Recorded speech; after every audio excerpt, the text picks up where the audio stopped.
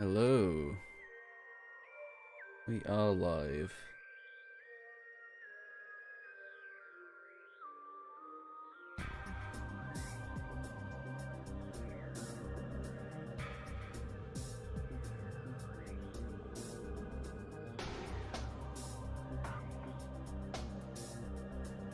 Hello, hello.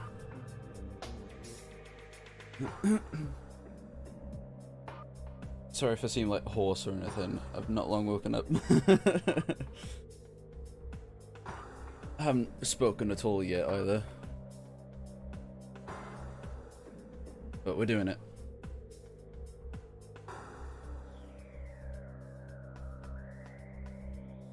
It's Metroid's 31st birthday. 31st. Wow, already off to a good start.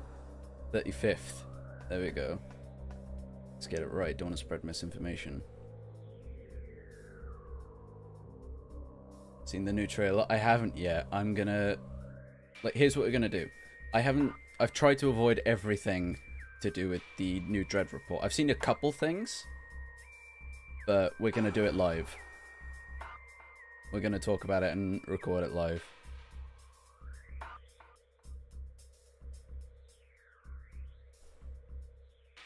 So let's switch over to the desktop screen.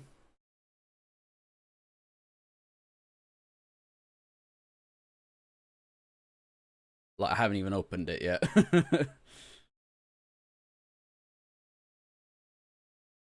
Like, I've seen a couple things, but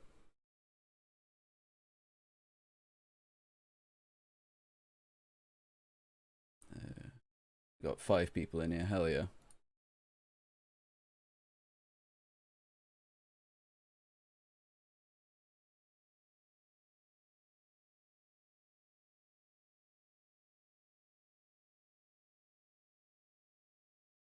I'm gonna start recording this now. I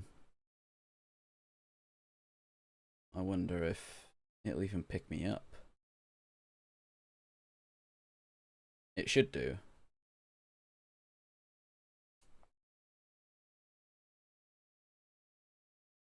Okay, this is just a test to see if my voice will pick up.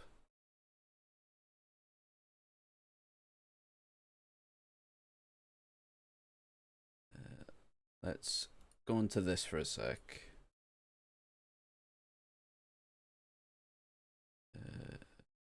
Yeah, you guys shouldn't be able to hear it.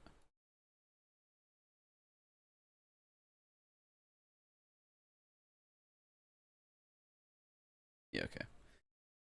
It does pick up my mic. Okay. We good, we good. Okay.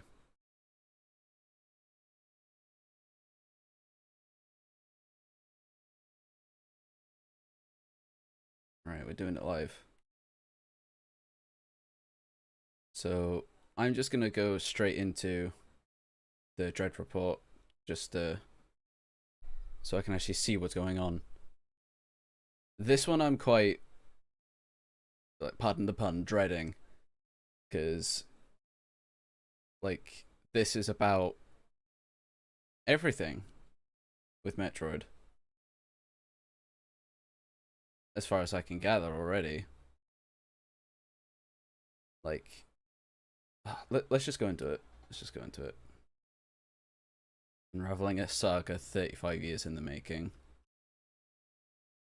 Okay. Are we gonna go in order of, like, release date?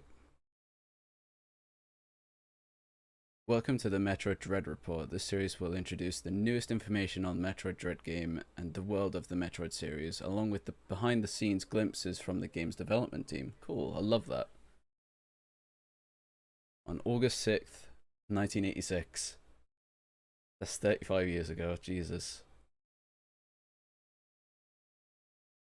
It's weird to think about. The first game in the entire Metroid series, simply titled Metroid, released on the Family Computer Disk System in Japan. The game kicked off a saga surrounding the intertwined fates between bounty hunter Samus Aran and the enigmatic Metroid species. Saga that will conclude with the upcoming Metroid Dread game, the fifth game in what is commonly called the 2D Metroid series. There we go. I don't read too much. Yeah, a lot of people have been saying, like, is this the end of Metroid as a whole? It isn't. Because obviously, Prime 4 still is in the works. And Sakamoto confirmed that there's a new chapter after Dread. So, there it is.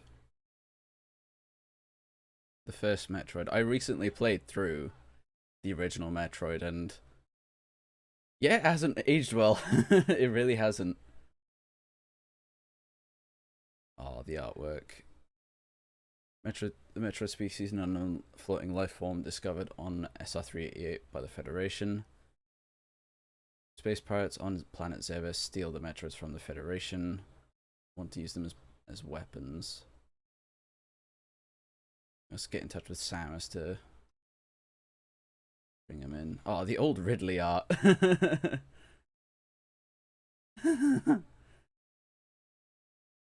Oh my god. It's so weird to see all of these after so long.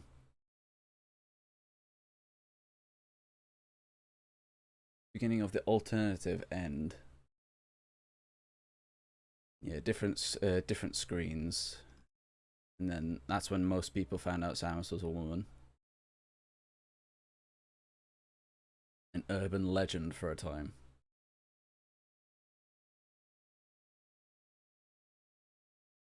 From the dev team, the very first game marks the start of a strange and interconnected fates of Samus and the Metroid, a story arc that reaches its conclusion in Dread.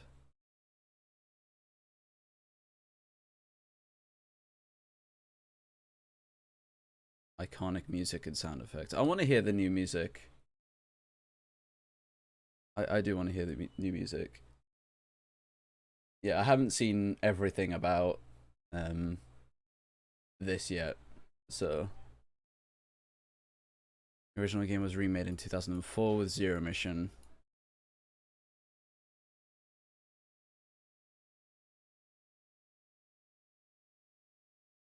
We believe you could feel a connection between this section at the end of Zero Mission and Metroid Dread. And then Metroid 2.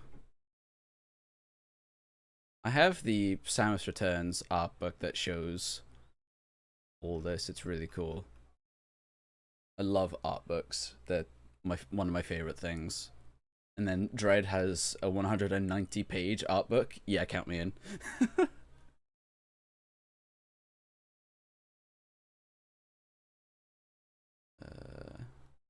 Send a research ship to planet SR-388 to confirm the existence of the Metroid there. Yeah, if you've basically played, and I assume you have like Samus Returns and the original Metroid 2, you'll get... Oh, these are the HD ones that people have been saying. Oh, hell yeah. Funnily enough, I wanted... Like, on Twitter, I made like a little collage of like a bunch of Metroid stuff. And I was looking around to see if there were any HD pictures of like the Samus Returns art. Now there is. Oh, look at the Chozo Varia suit. It's so cool. It's sick. So are these the eyes? No, they can't be the eyes. They just look like eyes. They might be. Never seen it in proper HD before. I'll save all these for another time. That one's so cool. See, like, these Chozo are different from the general. Because these guys have, like, generally wide, like, heads and beaks and stuff like that. The general... I like these ships. They look like Reapers. Do you think Rundus would make for a good character in Smash? Yeah, he'd be really cool. I absolutely intended that, by the way. No one in the history of ever's made that joke. Yeah, I'd like run this. I doubt it's gonna happen, but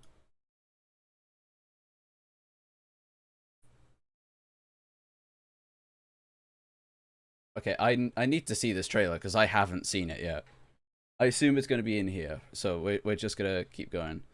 Transmission from the dev team. Metroid 2 Return of Samus and Metroid Samus Returns games depict the first encounter between Samus and the Metroid hatchling. No, I'm not gonna say it. These chapters also include descriptions of Chozo civilization, which makes them fundamental to the overarching story of the Metroid 2D series.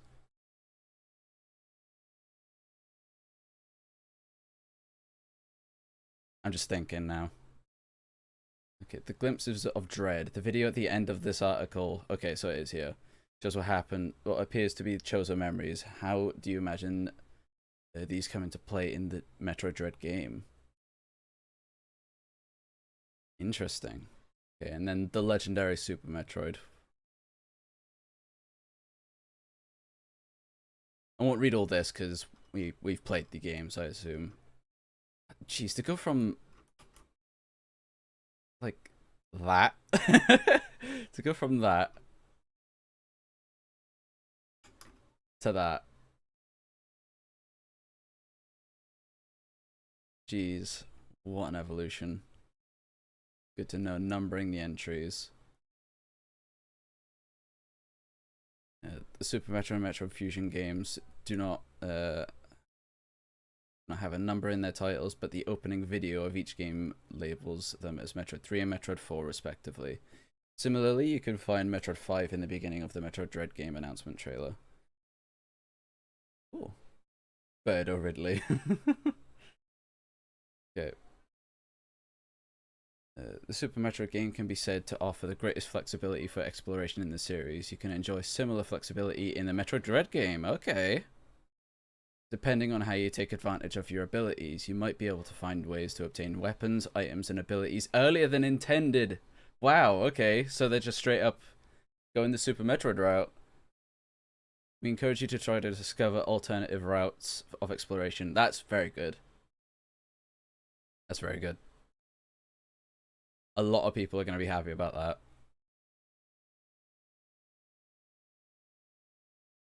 Okay, Metro Fusion. Yeah, we all know this. Okay, so it does say here that the planet was destroyed as well. I had a couple issues with that because, like, the station doesn't seem like it could take out an entire planet, right? It's tiny.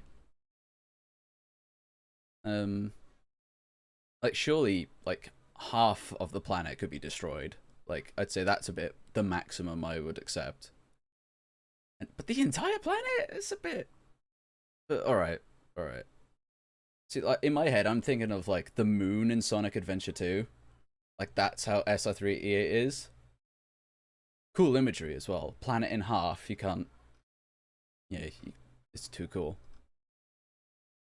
Oh, yeah, there were bloody zombies. Ah, the SAX. Saw this the other day as well. Gameplay improvements. In Metro Fusion game, the streamlined controls, such as for switching weapons at diagonal shooting, help evolve the gameplay to feel much smoother than in previous games. You're telling me. Samus also has more moves to her disposal than ever before, such as hanging off ledges. I'm surprised Prime doesn't have more of that, especially given the like Halo 5 that has like Halo 5 has a major basis on how Prime could go in terms of gameplay if you want to bring in more of the 2D gameplay elements.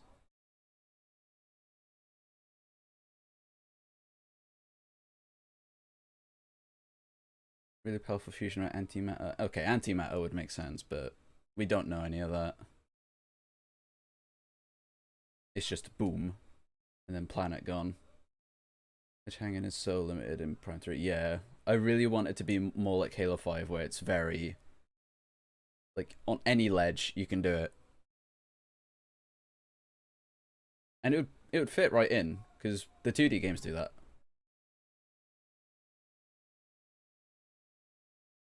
Um, Transmission from the dev team. The SAX is a tremendous threat that Samus comes across many times over the course of Metroid Fusion game. Each encounter where Samus runs or hides from the SAX was an in-game event that springs on the player. However, we thought, what would happen if we evolved this? This line of thinking greatly affected the concept of the E.M.M.I sections in the Metroid Dread game. It's obvious to see that, like, because they say in the developer like video and stuff that the technology for Dread wasn't there, and it was always about the E.M.M.I. It was so clearly about how the E.M.M.I's AI works and stuff like that. And especially because like some of the maps I've seen, the E.M.M.I sections are really big. It's got to like traverse like an entire map really.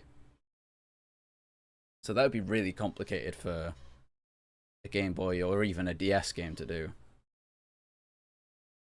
So it's not so much about the graphics or anything like that. It's the E.M.M.I. It took that this long to make the game because of the E.M.M.I, of how advanced the AI is.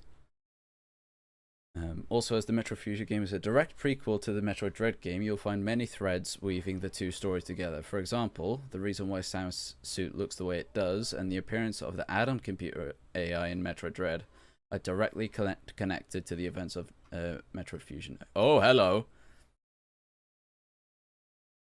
Getting FNAF vibes off this. Okay. Yeah, Halo 5 was a disaster story-wise. Like, holy hell. But Infinite looks great so far. I unfortunately didn't play it, and I'm very sad I didn't. But campaign-wise, it's looking as Halo as ever. But anyway. Oh, we're not allowed to full screen this? Okay. Wait, let's refresh this. Hang on. Let's do this. Ooh!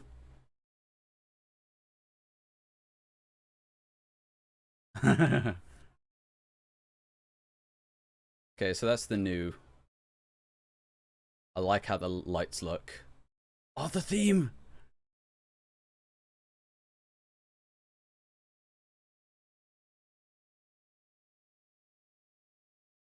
Ooh.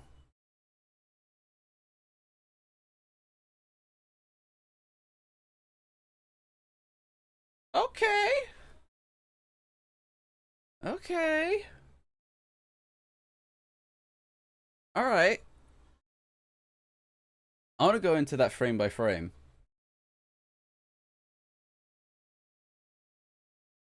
Okay. Let's watch it again. Oh no, that's probably how she looks at the end of Fusion.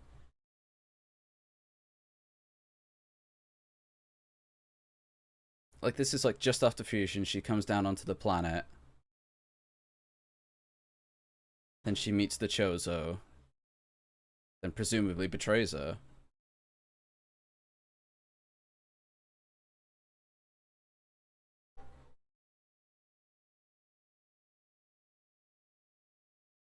Okay. I'm intrigued. Yeah, that definitely seems like when she's coming towards the planet. Like this is just after Fusion at that point. So people were wondering where the fusion suit at the end, like after Samus absorbs the SAX, people wondered where that went. Well, that was it, and I imagine things aren't going to go too well for Samus.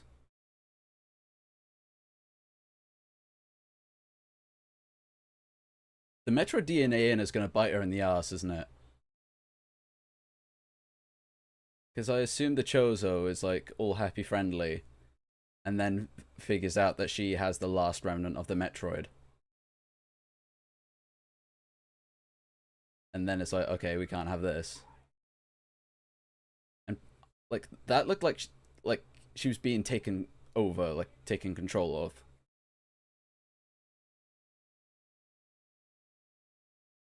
The secret to Samus's strength. Okay. So there's a lot to unpack with this. So I thought it was going to go over the entire history of Metroid, not just going over the 2D games. So never mind what I've been saying.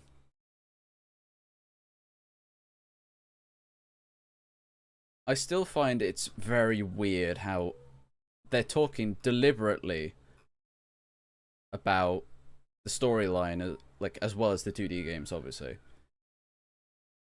Oh, pardon me, Jesus. Like they're explicitly talking about the storyline of the 2D games, but the thing people like to forget, and I don't blame them, is Other M is a part of this storyline.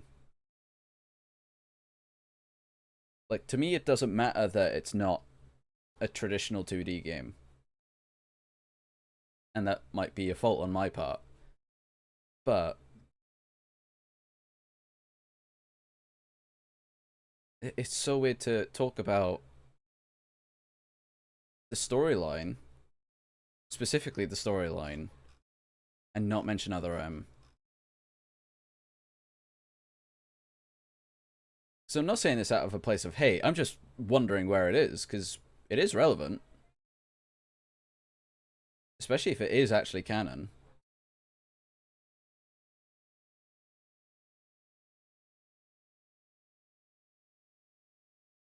And you'd think, like, because of how much it talks about Samus and her connection to the baby, you'd think they'd mention it.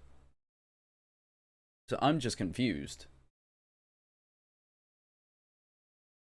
Probably a marketing gimmick. Yeah, probably.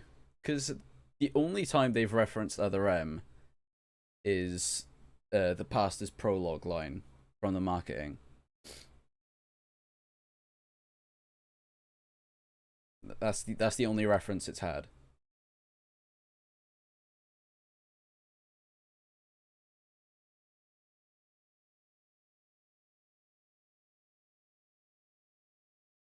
It's like I'm not. I don't know, because it's sort of leaving me in the dark a little bit, especially as someone who really wants to know the lore and the story and stuff like that. Like, I run the Metroid logbook on Twitter. It's imperative that I know these sorts of things.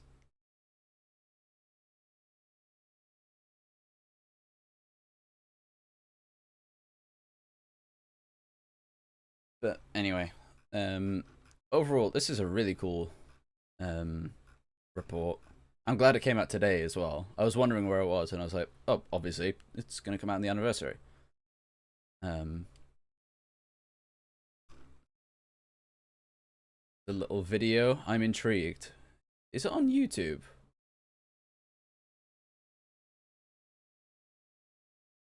Let's have a look.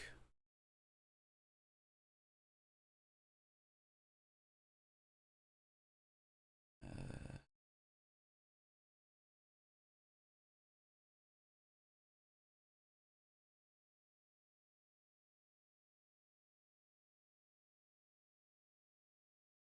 I'm just looking for the.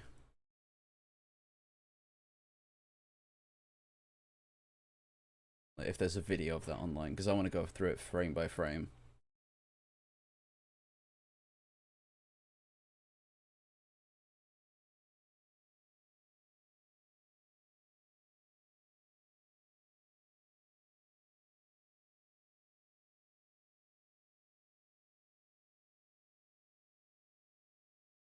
YouTube one has sound, okay. Don't really need the sound, because we just watched it.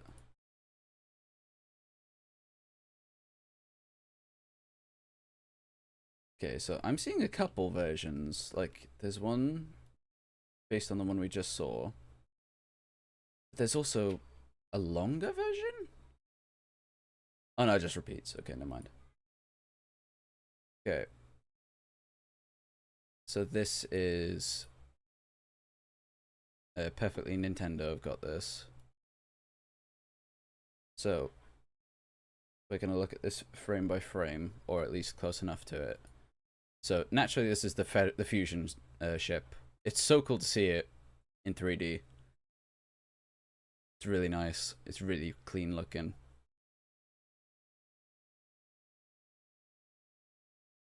Ooh.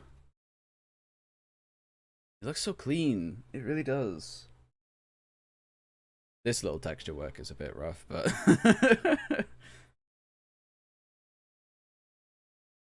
like, she looks so cool.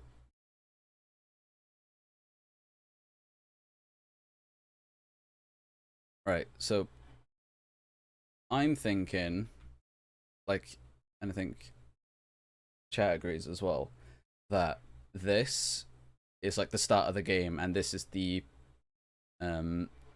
this is how the fusion suit looks at the end of Fusion, with a redesign, obviously. That's how I'm interpreting this. Yeah, I'm gonna say that. The white throws me off a little bit, but that might just be, these might just be the parts that are regenerating. But it looks really cool. I like how this looks. I like the slow zoom ins. We never really get a shot like this.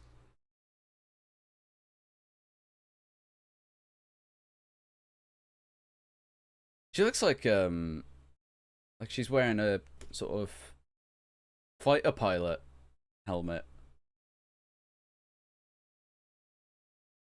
And that, the little mask as well, it looks really cool.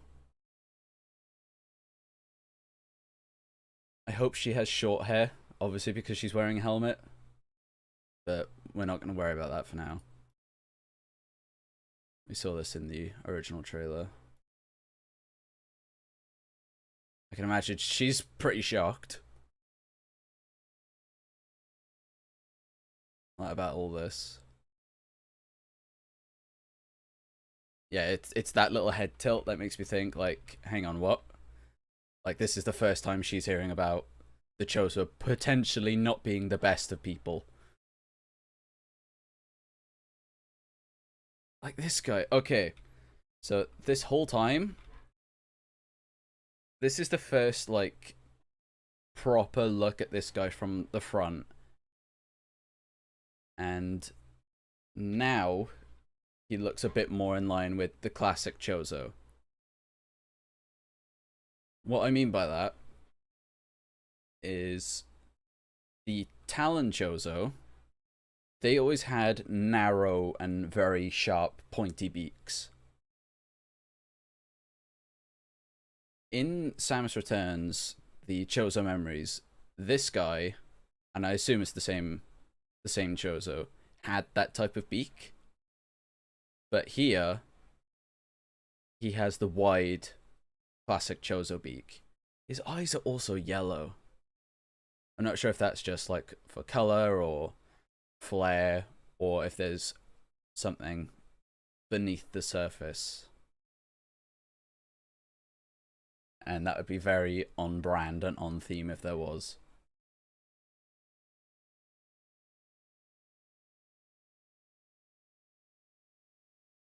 See, he acts like the traditional Chozo as well. He greets you.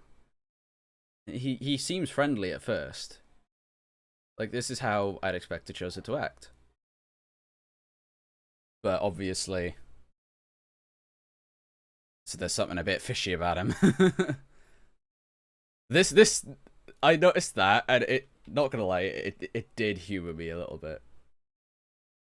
Like, just the Metroid's just taking a Chozo away. That one's horrifying though. Like, he's being thrown into lava.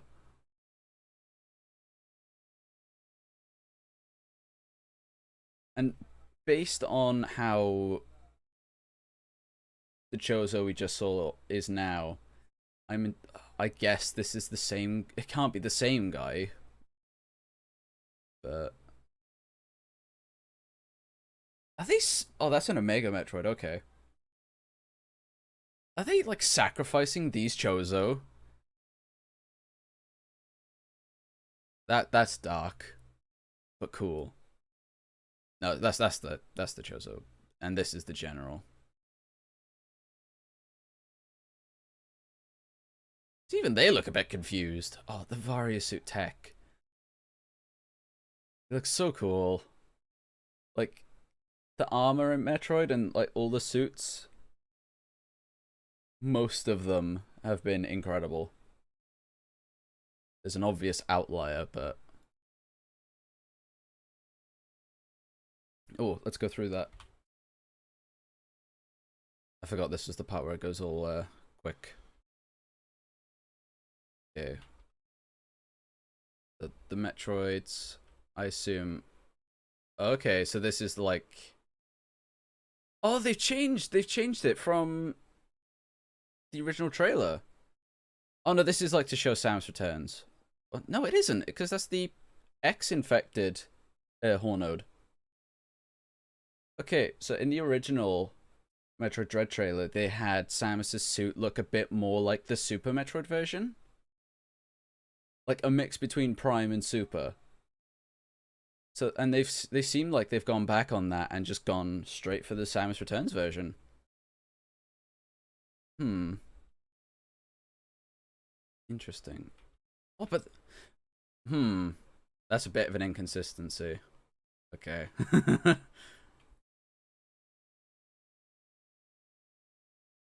Yeah, that's blatantly like the Super version.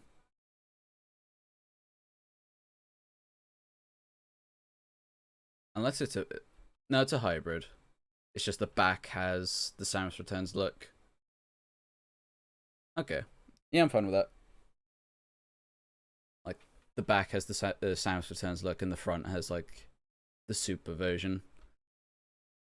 And oh, I didn't even see that. Okay, that's a good shot right there. That looks like someone's like in an actual costume.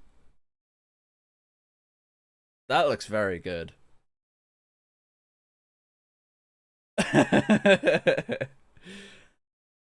Never thought I'd see the day when we'd see the SAX in HD, and then this is Samus.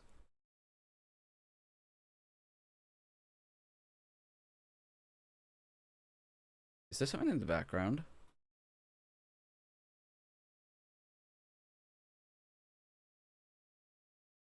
No, there's not. But wow, the SAX in HD, I was not ready for that. That is really cool. That's a cool shot.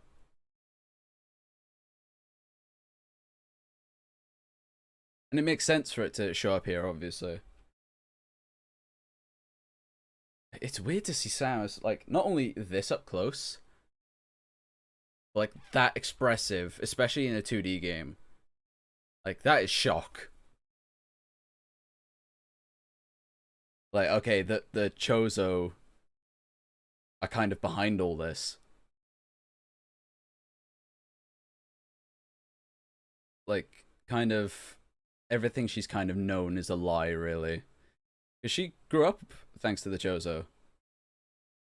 And this whole time there's been a very corrupt side of them.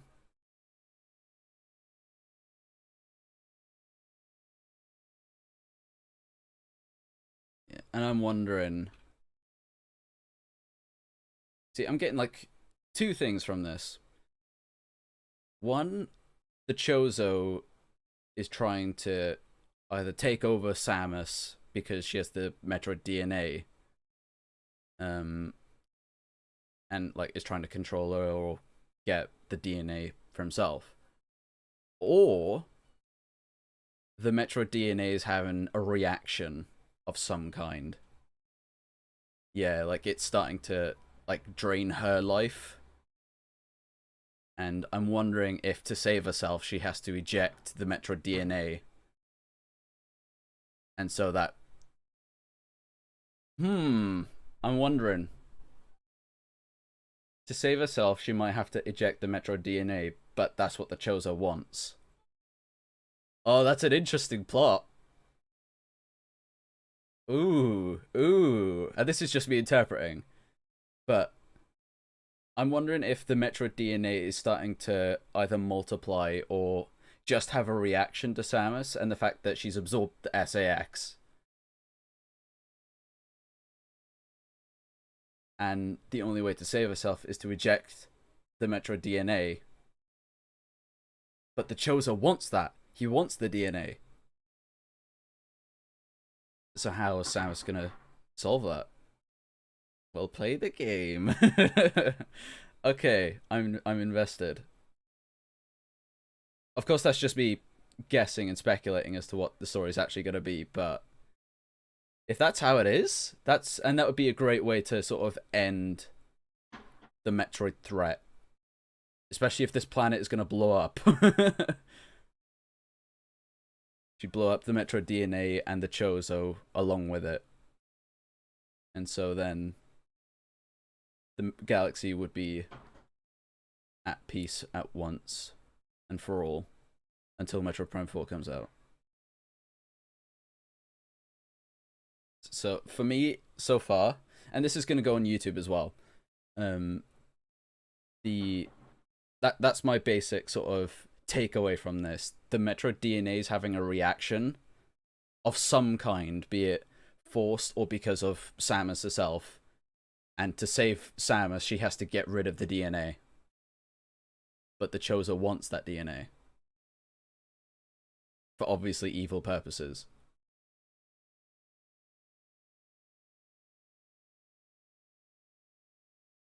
Wow.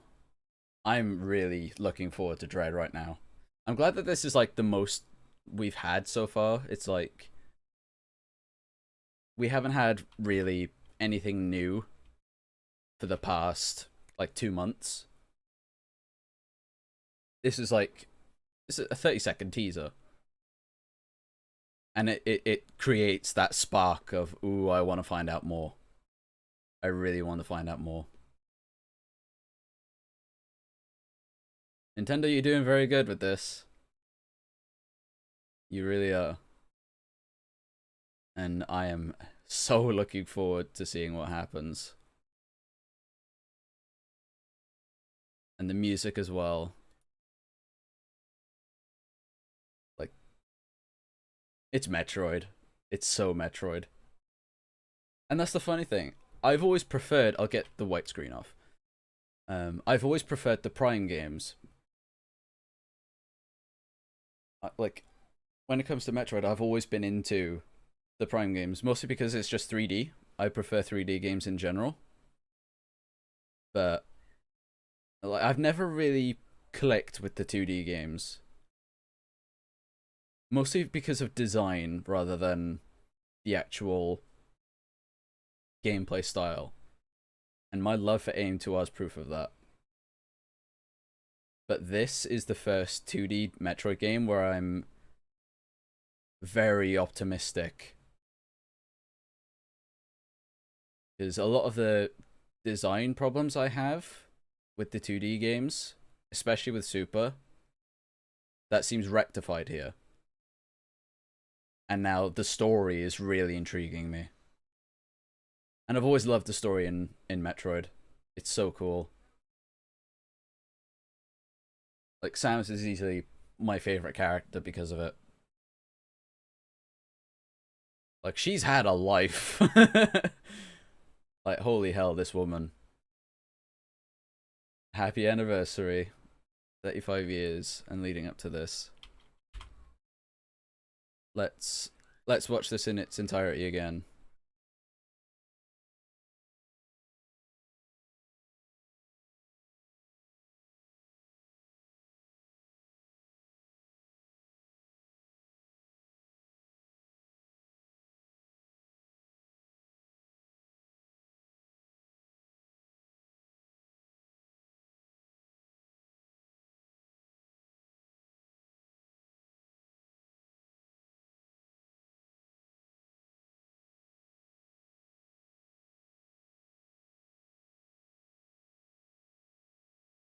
All of my yes.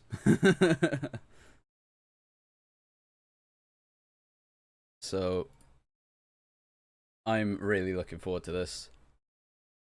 Like, it's so strange to see Samus in this way in the 2D games. The armor looks so cool. Wonder why the Chozo's in front of the E.M.M.I zone door. Oh, yeah, I didn't actually notice that. I never noticed that. See, he's not nice. He's not nice. He's leading Samus in. It's a trap. This whole thing has been a trap this entire time. Like, I'm not sure if like people have like either been saying or have clocked it, but like the sort of premise is that Samus receives a transmission. I'm just adjusting for a sec. Samus receives a transmission from something. I don't think it's ever said if it was the Federation or the Chozo, but she gets a transmission saying that the X are potentially still alive. That is the perfect bait for Samus. Like, obviously Samus is going to go. She just spent an entire game trying to stop it. And the Chozo has probably taken over the E.M.M.I, because the E.M.M.I are by the Federation. Like, they were sent here by the Federation. And presumably, the Chozo's taken it over.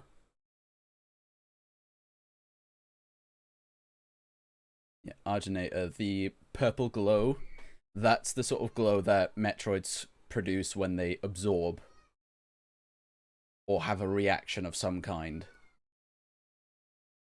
That's why I say either the Metroid DNA in Samus is reacting to her and is potentially backfiring and could potentially kill her, which is a bit ironic. But there's also like the possibility that the Chozo is taking control of Samus, and this is how it's like being displayed. So it's either the Metroid DNA is having a violent reaction to Samus, especially because she's absorbed so much of the X, particularly the SA-X, or the Chozo is trying to activate it. Sounds like the X parasite sensor activated. Oh, that's actually a good point. That's an interesting point. If there really are X here, maybe the Metroid DNA would react. But for me personally, like, my sort of theory is that, and I've already said this a minute ago as well, this is all going to go on YouTube as well if you ever want to catch up. My sort of theory with it is that this really is like a Metroid reaction, and it's causing Samus pain to the point it could kill her. And so, to save herself, she has to eject the Metroid DNA. But the Chozo wants that Metroid DNA.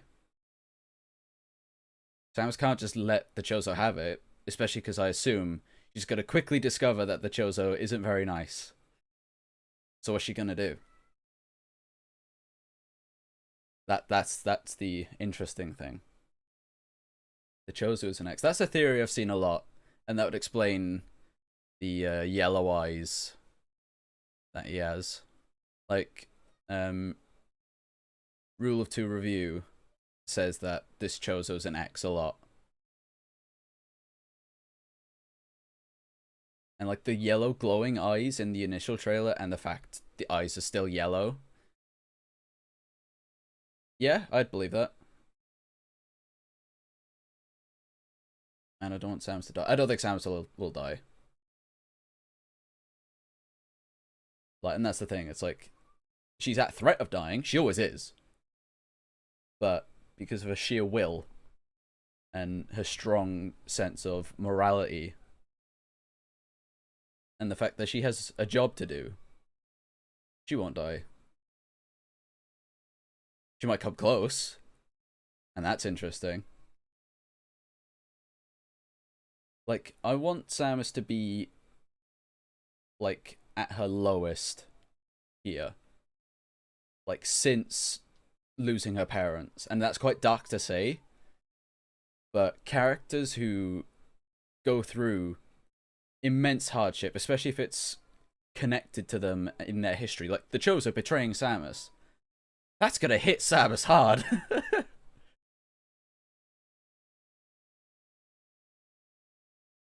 Like, I could see Samus like really not being happy about that and questioning her morals and stuff like that, and then her come to the conclusion that she'll stand by what she was taught and how she operates.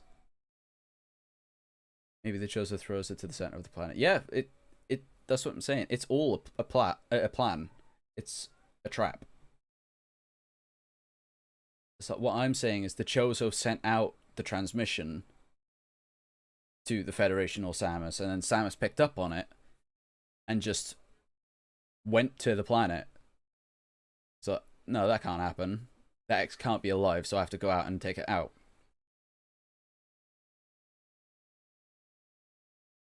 Yeah, it's the first time Samus has met a living Chozo since leaving Zebus.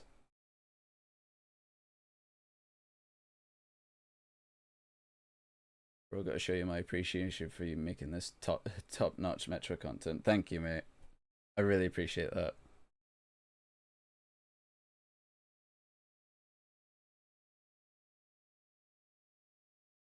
I've got a big grin on my face, but you can't see it.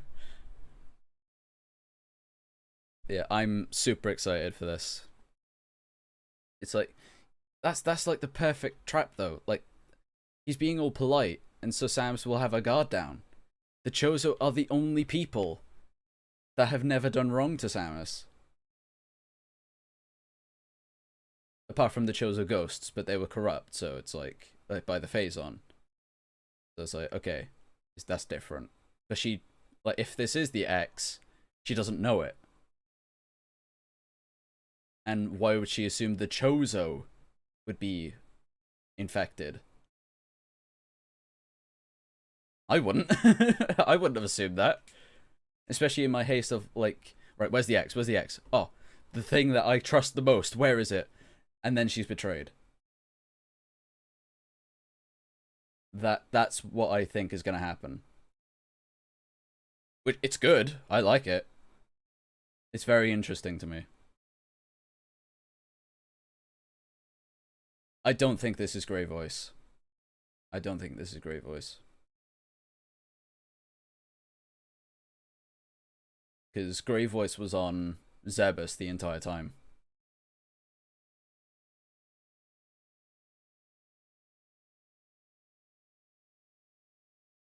And this Chozo was on SR3EA, and if anyone, I would say this is Grey Voice as opposed to Old Bird.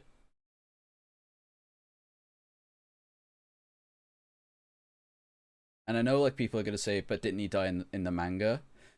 The manga's weird because I see it as canon up to a certain point. It's like everything leading up to Zero Mission, that's canon. But anything that takes place during Zero Mission takes place over that. And that's the thing, it's like the manga's really old and could even be seen as outdated. So like the only sort of info that we have in regards to using the games themselves, Samus's planets were killed by Ridley and the Space Pirates. The Chozo take her away, which is old Grey Voice. No, Grey Voice? Old Bird, sorry, Old Bird. Wait, hang on. Have I been saying this entire time? Like you're saying this is Grey Voice. Who's the one that Oh, bloody hell. Am I getting my Chozo mixed up? I'm so sorry. Old Bird's the one that's really parental to Samus, isn't he? And then Grey Voice is the more aggressive one. Am I getting that right now? Let me I'm embarrassing myself on stream. Cut the feed. I'm not a real Metroid fan. Right, let me look it up right now. Old Bird Metroid. Okay, Old Bird is the one I thought you were talking about. Old Bird is the one we've actually seen in Zero Mission. Grey Voice is the one that dies in the manga. Oh, here's both of them. So, here it is. And I have to be careful because I'm looking up Metroid on the internet. Yeah, I'm exposed. I can't believe it. Okay, so like this one is Old Bird, this one is Grey Voice. Okay. So now we've got that cleared up. And this is obviously Old Bird. And I always thought this was Grey Voice, but it's never like directly stated. Oh, pardon me. Okay, we've got that cleared up. I'm now a Metroid fan again. Okay. Yeah, so this is Old Bird. I don't think that's Old Bird. To get back on track. Yeah, I don't think this is Old Bird. If anything, I would say it's Grey Voice, but that's very dubious. And might not even be plausible. This could just be some new general. It could be an entirely new character. And that's probably what they're doing.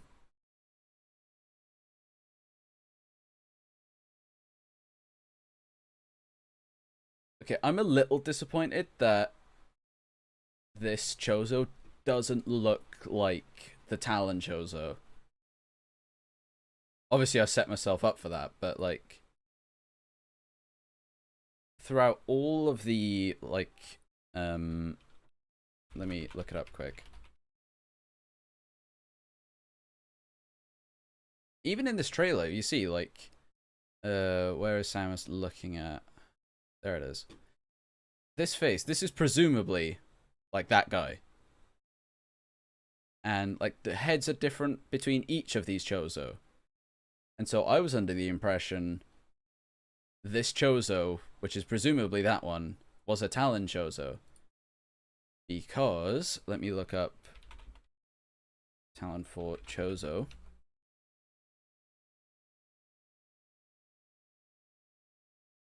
And the thing is, oh, there's already something. Okay, this is my biggest issue with looking up Metroid on the internet. There's always some suggestive content. You don't even have to look up Samus. Okay. Let's do a side-by-side comparison, actually.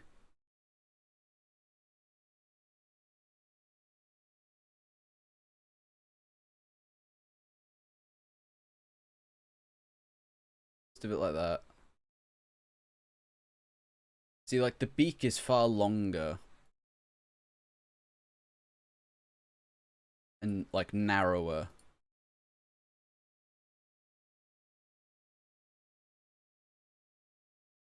But, like, the entire... Like, what I'm getting at is, like, the entire time we've seen this general, he's had the long, slender beak. Which is why I was, like, saying... that Chozo was a Talon Chozo. And by Talon Chozo, I mean like this sort of look, or based on the Chozo statues in Prime and Prime 3. And I wish they released a HD version of the picture I need. But in...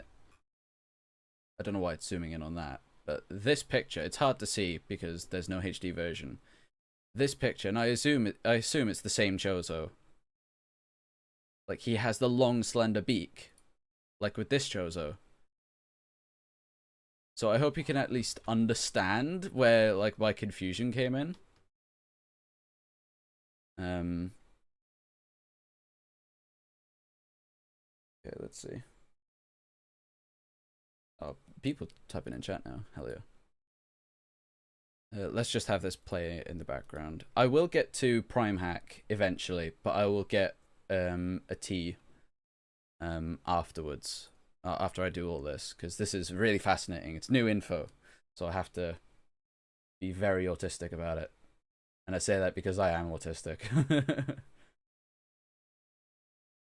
Um, Chozo goes greeting Samus in front of the E.M.M.I zone door. I bet this is all a test. He could have killed Samus easily with the E.M.M.Is when he captured and altered his suit. Yeah, very much so. He might not know that Samus has the Metroid DNA though, because that's also a possibility. He might know, but he might not at the same time. But that also leads credence to the fact that the Chozo is an X and knows that Samus is a Metroid, and so is sending her into the E.M.M.I zone to either die or to lose that Metroid DNA, so the X can roam free. With how different all the Chozo look in the memories, I think there's nothing that specifically indicates a different type of Chozo. Not anymore, I don't think, no. Because, like, funnily enough, this sort of supported my sort of stance on it. It's like, Old Bird was the traditional style of Chozo to me. And there's always been kind of like two species of Chozo. The more spiritual and scientific, those are the classic Chozo. Whereas the more warlike and grounded Chozo were the Talon Chozo. And by Talon Chozo, I mean the Chozo that appear in, or are at least talked about in Metroid Prime. And presumably those Chozo come from Elysia. So really I should be saying Elysian Chozo, but Talon sounds cooler to me. And so to me there's always been two different species with very different ideologies. But I could be wrong. And so like there might just be one Chozo, but it's the fact that the Chozo memory has the both designs. That's the thing that was really throwing me off, because designs in Metroid, they matter. They do matter. It's like the Zebesians and Space Pirates, they are different. And by Space Pirates, I mean the Space Pirates in each of the Prime games. Like, the Space Pirates in Echoes and Federation Force, they're the same. But the pirates in Metroid Prime are different. But the Zebesians are also different. It's like the Covenant in Halo. Like, they're all different species with varying levels of intelligence and stuff like that. And even relationships. I've always interpreted that the Prime 1... I say Talon now. The Prime 1 Space Pirates, I always envisioned that they hate the Zebesians. I don't know where I got that from, but I'd like that to be the case. Calling now that Chozo greeting Samus in the teaser as an X parasite. A lot of people are starting to think that. And it makes sense. It would make sense. I think the X possessed the E.M.M.Is and he's controlling them as a test. The broken E.M.M.I was damaged by evolved Metroids that militant Chozo's brought back from SR3 after slaughtering the scientists. That's very plausible, actually, because we know that X can take over machines. That would make a lot of sense.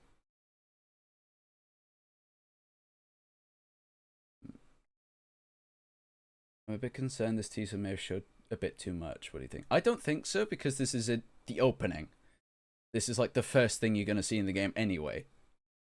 And it's really sparked my curiosity. Like, this suit is the one you see at the end of Fusion. This is an end game thing. That's how I'm interpreting it anyway. This is the same suit at the end of after there. Let me rephrase that. I'm not very good with words. I don't really think before I speak. The ending of Fusion, after Samus absorbs the SAX, the suit that Samus wears, it like reverts back to how she usually looks. And I think this is the same suit.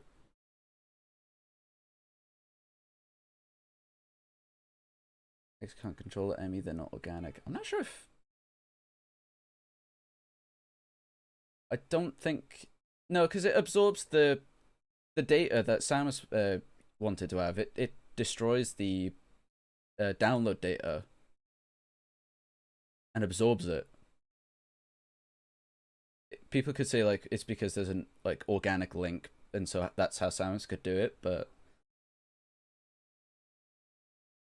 I don't know. The game will have to explain.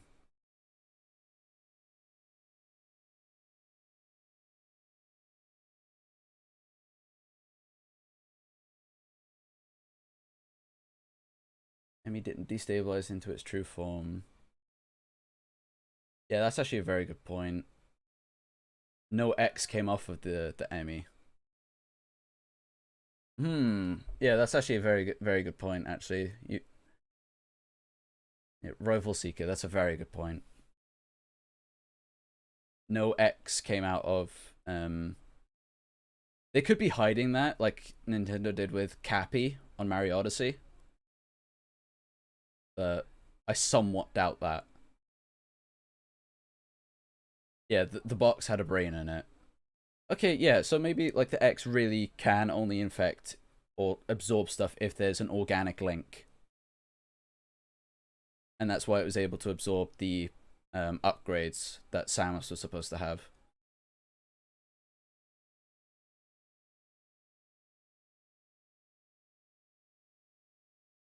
And that's why the Chozo is the X and not the rest of them, not the E.M.M.I. Like the Chozo's been able to take over the E.M.M.I, like reprogram them. I think I've just discovered like the whole point.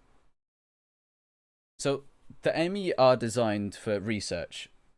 That means extracting samples and stuff like that. So if we've established that, let's set the scene. The Chozo is an X. We don't know for certain, but it's highly plausible. These E.M.M.I show up by the Galactic Federation. Actually, okay, I'm working this out in my brain live. So this Chozo is an X. It then projects a transmission to say that there's X on ZDR. The Federation catch wind of this and send the E.M.M.I to extract it. The Chozo, who's corrupted by the X, is able to capture the E.M.M.I and reprogram them to absorb Metroid DNA. And so the Chozo or the Federation send another transmission to say that the X exist, and not because she's working for the Federation, but the fact that there's the X that are still out there. Samus goes to ZDR, meets this Chozo. The Chozo lures Samus into the E.M.M.I zone so the E.M.M.I can extract the Metroid DNA. Because it knows Samus is the only source of Metroid DNA.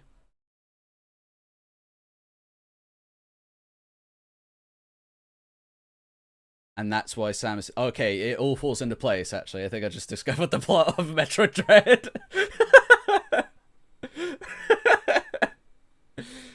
Okay, I think we can call this spoilers because I think this is the most likely thing that's gonna happen.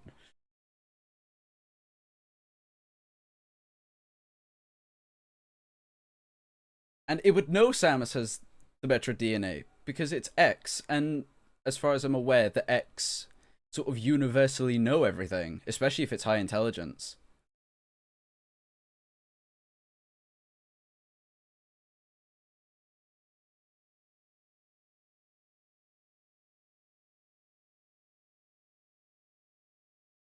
Let's see. Apparently, Samus actually doesn't have Metroid DNA at the end of Fusion. She does. She does. It's the X she doesn't have. I did interpret it that the X sort of invalidated the Metroid DNA, or the SAX core invalidated the Metroid DNA, but that doesn't make sense. Because the whole point of the Metroid DNA was to get rid of X, not the other way around.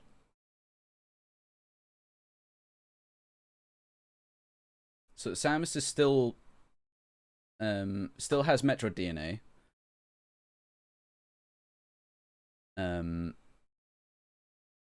So she still has the Metroid DNA and doesn't have any X at all.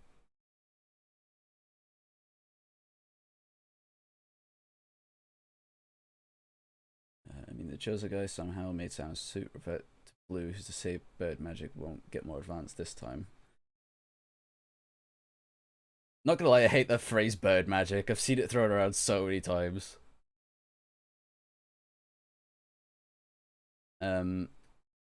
But I don't know. Like, we'll have to see for the game. We'll have to see the game play out to see how that actually all happens. Because in my mind, it is definitely a trap. Be it because the X want to get rid of the Metroids, or the Chozo want Samus, or even the Federation. Because Samus is the biggest threat in the galaxy right now. Both for herself and the fact that she's the only source of Metroid DNA. And so, like, when she goes into the E.M.M.I zone, I'm sure she's gonna, like, take, like, a huge hit. Like, I imagine she's gonna, like, have some of her DNA absorbed, but not enough. And so the rest of the game, she's trying to stop the rest of her DNA being extracted. Or the Metroid DNA, sorry. Isn't she immune to X already, which was caused her suit to go to blue? What if he invented an even stronger X? Even stronger than the SAX? Or even the SAX again? Because I've already had nightmares of playing Dread, going into a room, reaching the other side, hearing an ice beam, and then hearing those dreaded footsteps.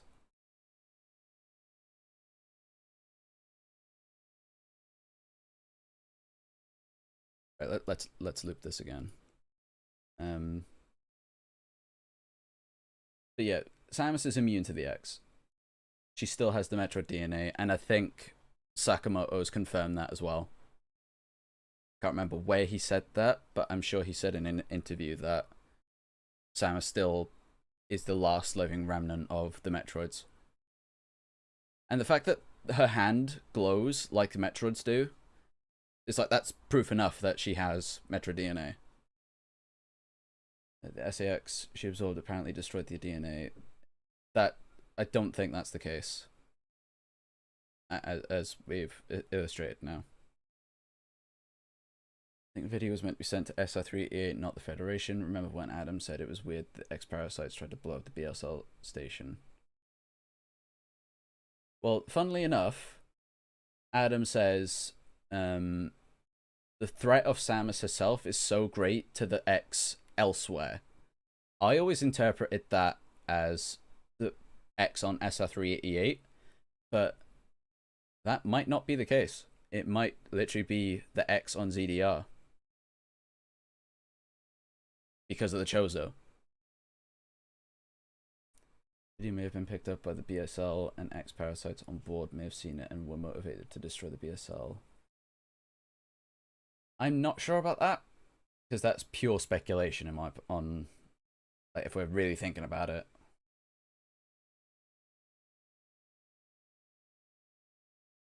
How is she able to use the ice beam? I think it's because of the suit rather than her DNA.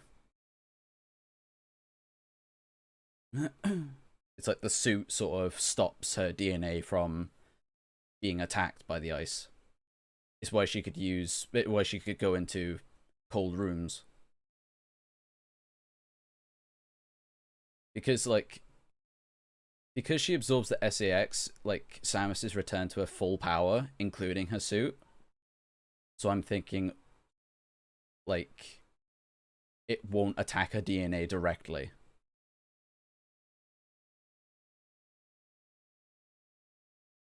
That's my interpretation of it, and it is speculation, but I think the Chozo is real, the X are a law, he wants Samus more than anything. Chozo has distracted us from how much the Federation must distrust Samus. Yeah, because I don't think, like, a lot of people are saying, like, Samus was hired by the Federation to go to ZDR. I don't think it's that. But it's, like, I'd like it if it was, like, the Chozo and Samus team up to go against the Federation, but I really don't think that's the case.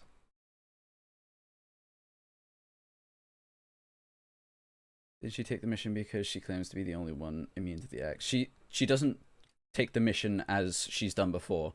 Like, she hears about it and then just goes to ZDR. It's not like she has a meeting or accepts the mission. It's like, I don't know. I'm trying to think of a good analogy or comparison, but she doesn't traditionally accept the mission. She just hears that there's X and then goes to the planet. It doesn't matter that the Federation talked about it. It's like, it would be if the Space Pirates talked about it, she would still go because there's the X.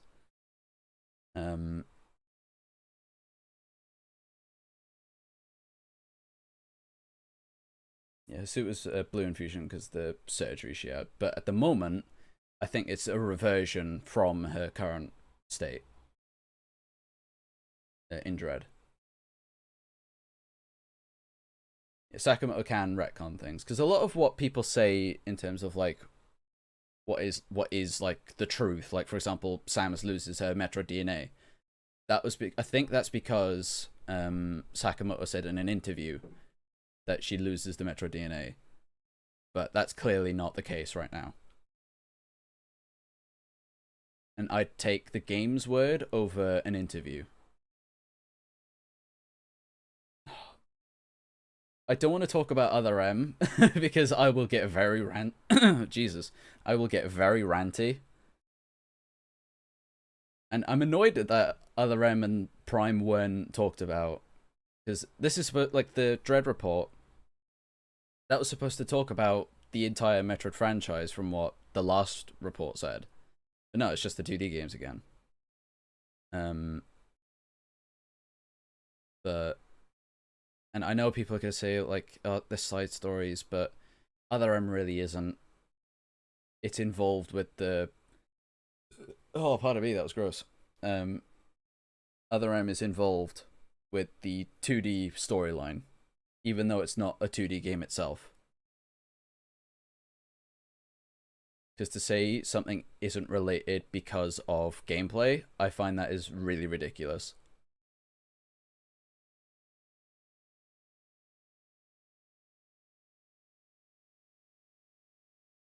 Yeah.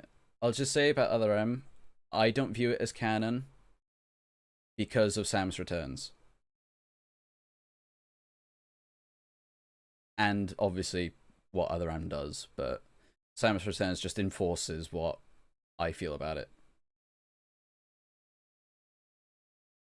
Let's keep... There's a lot of people here. This is really good.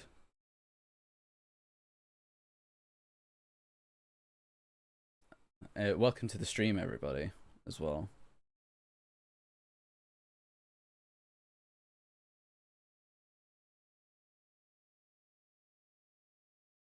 Should we play some music? I think we should play some music, because it's just me talking.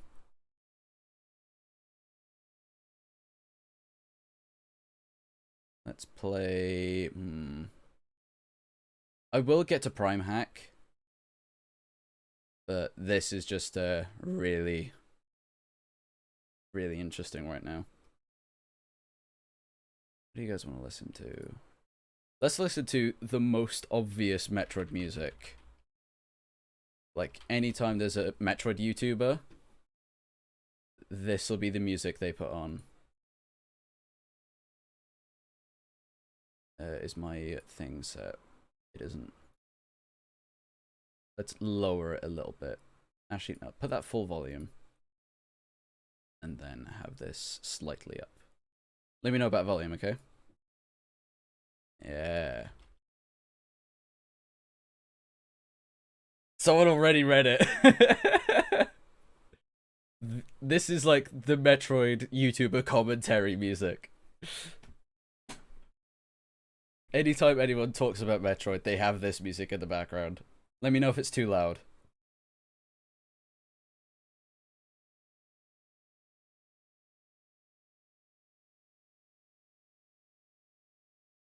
Oh, is it not coming through? Hang on, let me fix that. There we go. Now let's start it again. There we go. I figured it. Yeah, there we go. This is the Metroid commentary music. Oh, gee, I have to scroll up in chat for once to read what people have been saying.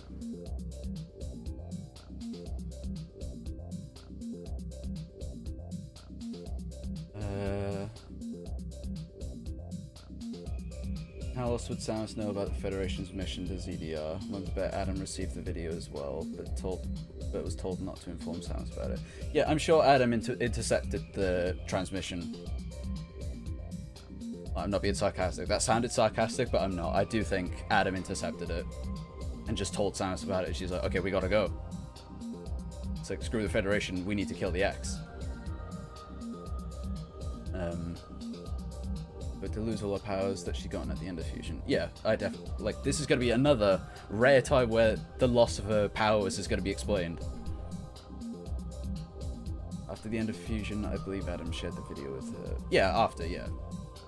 It's like when the transmission goes out, Adam gets it and then tells Samus about it. She doesn't accept it in the way that she usually does. She's just like, well, the X is still alive, well, we gotta go.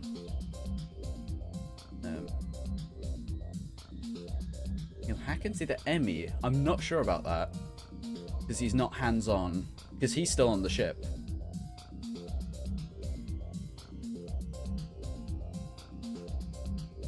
Metroid is trending on Twitter. Hell yeah.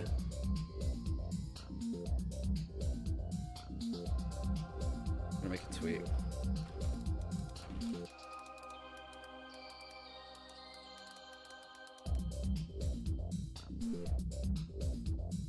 Hell yeah. Sick. Let me know if the music's like too quiet or loud or anything like that. It's fine for me, but I don't know about you guys.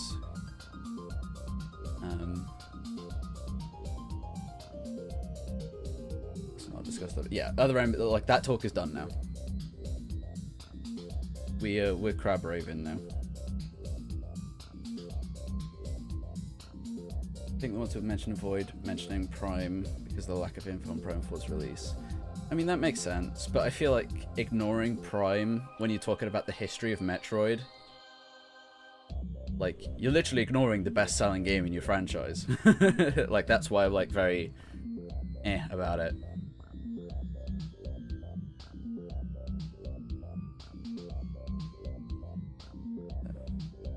Never mind, we're going to talk about Other M again for a sec. Other M is a prequel we didn't need to understand Fusion's plot. If the story made sense before, it should after, though Other M arguably makes it harder to understand. Metroid invalidates the entire Metroid timeline. There, I said it.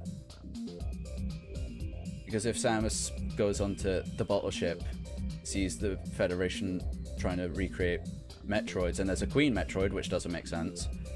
But that's a video for another time.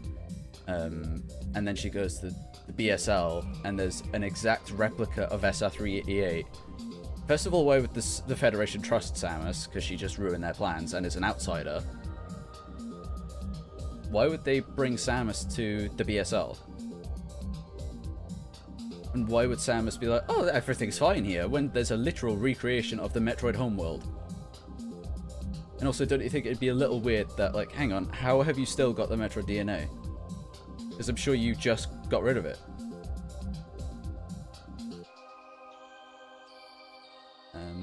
And obviously there's the, like, Prime thing, but that's a bit lesser. But the main thing for me, the Queen Metroid. Samus herself, obviously, but the fact that a Queen Metroid exists on a place that isn't SR388 or a replica of it, that is law-breaking.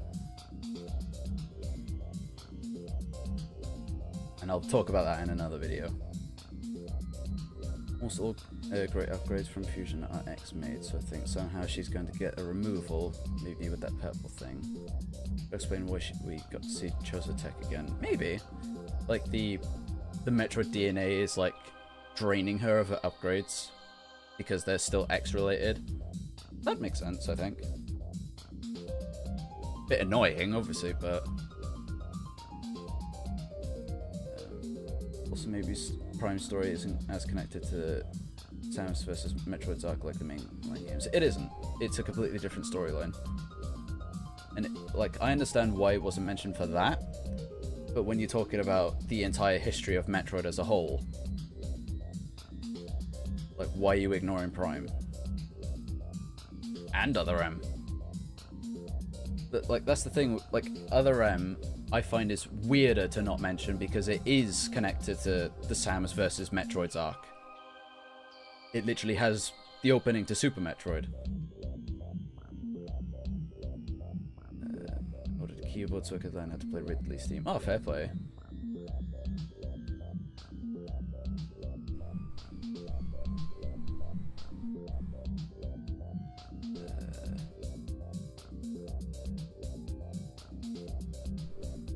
Hope G Fuel releases a Metroid Dread themed flavor. Get your X Fuel today, guys. Using the promo code ZDR. Samus wears eyeliner in Dread? I hope not. I really hope not. I hope that's just her eyes and the fact that she just has eyelashes rather than eyeliner. She's not Bayonetta. Stop making her like Bayonetta. Right, let's see actually. It's hard to tell. It's the same thing with the heels. Like, I don't think there's a good angle. But the whole time of, like, since Dread's release, that looks like a Halo 4 armor piece, by the way. Halo 4 and Halo 5. The issue I had with, like, ever since Other M, like, Samus has had heels in some form. It's not appropriate for the character. By that I mean she's not about fashion, she's not sexual, she's not Bayonetta. They're not practical, and Metroid is practical. Like, thing is, a lot of people say, what are you on about? She turns into a ball. The games justify it. Like, the games go out of their way to make it believable. Apart from Samus herself, which is annoying. And how the Morph Ball works, she turns into a ball of energy. You see it in Prime. I know it sounded like condescending, but it does shock me how sort of people argue about that thing. What if Adam gets an E.M.M.I body? I don't know. I don't know if Adam will be anything more other than he just talks to you and updates you on certain things, because he's still on the ship. And you're talking to Adam. Your music's fine. I'm sorry for talking about Other M more. You stated to be a future queen. That actually explains why it's separate. But that's the thing. To get to a queen, you have to go through the natural life cycle of the Metroids. That only happens on SR388. And the BSL, but that's because it's recreating SR388. But Samus Returns reinforces that by implying that the Metroids absorb Aeon energy, and that's why they go under their natural life cycle. So two things. The Queen Metroid in Other M doesn't have any access to Aeon energy, and it's not on SR388. The fact that it's a queen is irrelevant. It's supposed to be a future queen is irrelevant. It needs to go through an Alpha Metroid stage in order to become a queen. And that only happens on SR388. Because it has Aeon energy.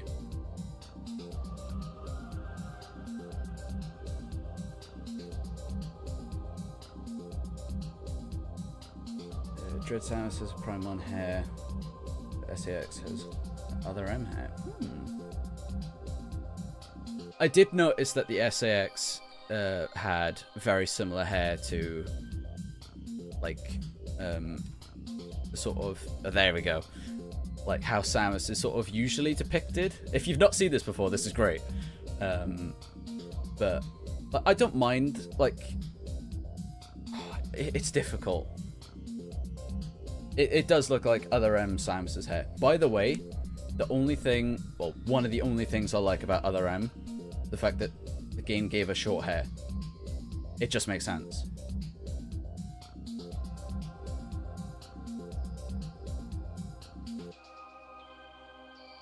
Certain X-parasites are the culprits on ZDR. They infected the Chozo after the events in the memories and were planning to spread across the galaxy but crash landed on ZDR. Maybe. There was a Chorizo on the BSL. I just remembered. So the X are at least versed in the Chozo. Gun feet on Samus. Please don't.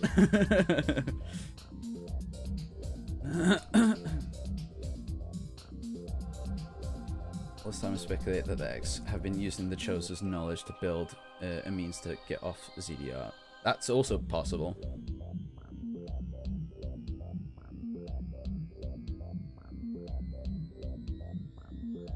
I feel like they just want to get Samus and rid the Metroid DNA, so then they literally have no threat.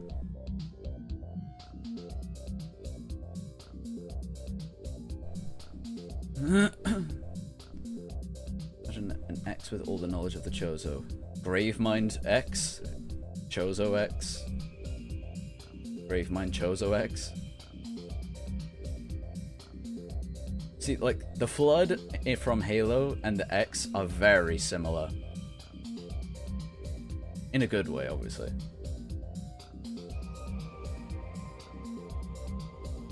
Super the hatchling just got chunkier because no Aeon energy. Yeah. It grew, as opposed to formed into an Alpha Metroid. Because you'd think it would have.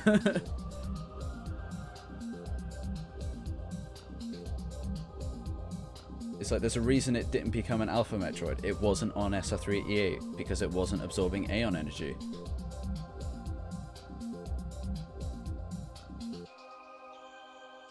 Even Ridley, like at the end of Samus Returns, it attacks Ridley, but he doesn't have Aeon.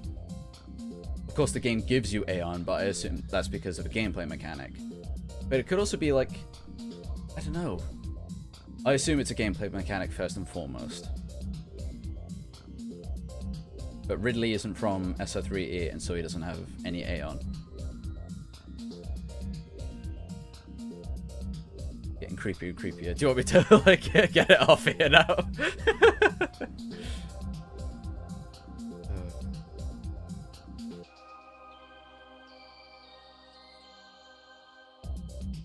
Metroid grew huge in Super because the space pirates overexposed it with beta radiation. Is that ever like actually supported, or is that like an interpretation people have had?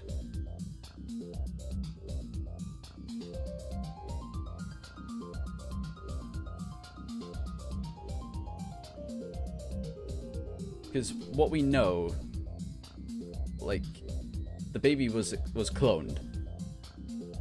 That much is obvious. Where does it say, like, the Super Metroid? I'm gonna call it the Super Metroid because it's cooler. Where does it say, like, the Super Metroid was exposed to, like, beta energy or radiation? Like, what is, like, the source on that? Is it a manual? Is it, like, a logbook of some kind?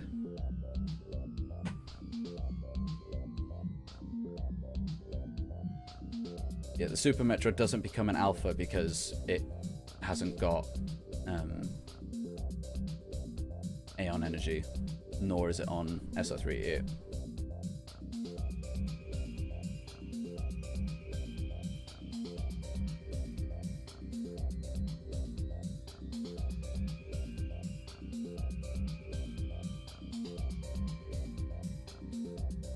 If the X aren't evil, what if they were preserving life because the Chozo kept killing it for Aeon? That explains the mutations, making them stronger for defense. Yeah, I don't think the X are inherently evil. It's like they're just animals. Or a parasite. It's in their instinct and nature. It's like the Metroids aren't evil, they're just animals.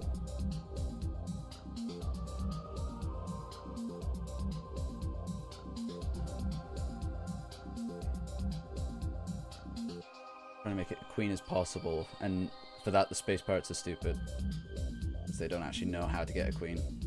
Whereas the Federation do, and so it's very confusing that they'd make a... I'm not going to go into a rant. Certain that's the case because Metroids will multiply if exposed to beta radiation. I think that's supported by Prime, isn't it? I think it's Prime that says that, now that I'm thinking about it.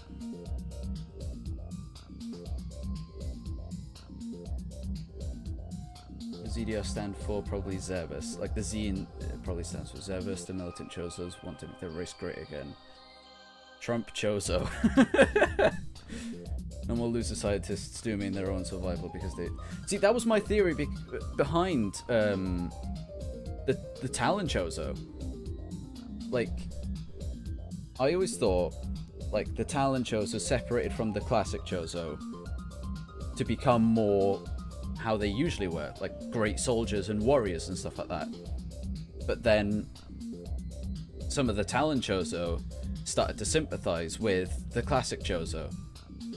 And so that's the Chozo you see on Talon 4. And the ones that disagree with that, those Chozo left. And that's what I thought the general was. I thought he was a member of that. He could still be, but like that was my theory on it. Like this Chozo came from Talon, left Talon because the rest of the Chozo there were like, okay, we actually get why the classic Chozo are very spiritual. And this Chozo was like, nah fam, I want to fight.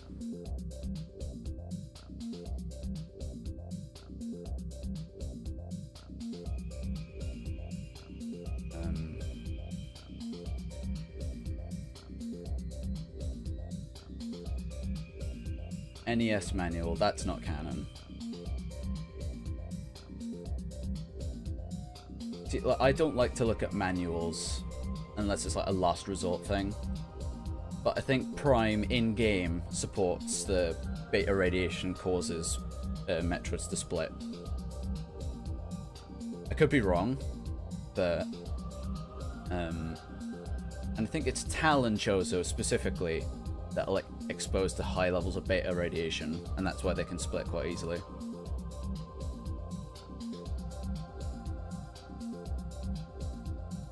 Talon or Aether, I'm not sure which one. They're kind of one and the same, but...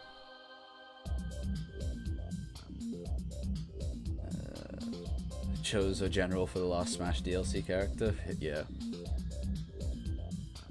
But please don't be mad at me, but in the promotional stuff for that Forsaken other game, they said that Metroid can also be overgrown with radiation. Yeah, they can. It's like Prime does that, Super does that.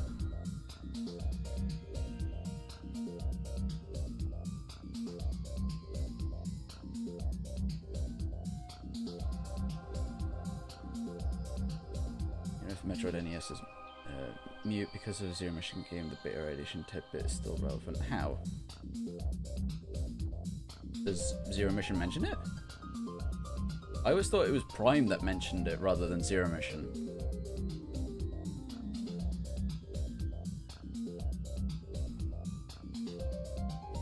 And I always thought the Metroids on during Zero Mission were all unique Metroids.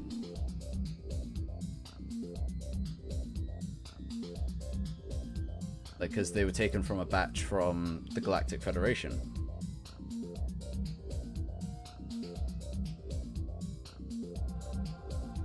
Okay, what I'm going to do is I'm going to wrap up the recording of this bit. I've been recording for like an hour and a half. This is all going to go up on YouTube as well. It's not going to be edited or anything like that. But yeah, so overall, Metroid Dread, I'm really looking forward to it. The story elements have really intrigued me. I love that little bit there on screen just then. I love the implications, and there's so much speculation to be had. I'm really looking forward to it. And as said earlier, like, I think I've sort of got the plot sort of predicted. So I'm gonna wrap up the video. I'm still gonna keep streaming, where we'll play Primehack, the entirety of Metroid Prime 1. We could even find out if the beta radiation thing is there. But I'm gonna wrap up this recording. I'm gonna make a cup of tea, and then we'll play some Primehack. So I shall BRB for a moment. I will pause that. So BRB a second, guys.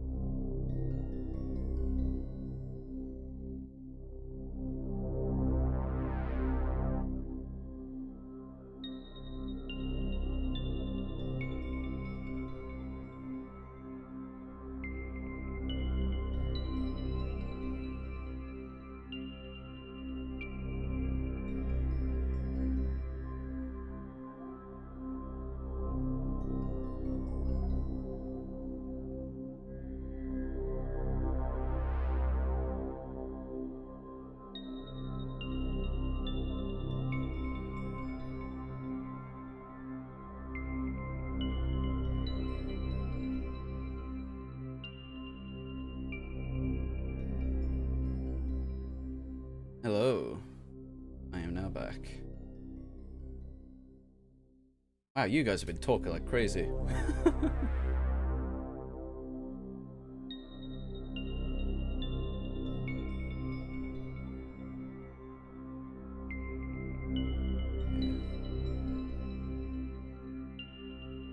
Metroid was already created in the manga before Zero Mission. Yeah, they were created like way before. I know that's like a while ago now, like 10-15 minutes, but... Hello, hello. Let me just check back with people saying the Metroid this... Are you sure it's one Metroid? Because I always thought it was like a bunch of them. That was stolen. The Metroid the space pirate stole from the Federation was from SR-388. Planets know that beta radiation will cause it to multiply, most likely because Mother Brain told them so. I mean, yeah. Like, I always thought it was like more than one Metroid, but...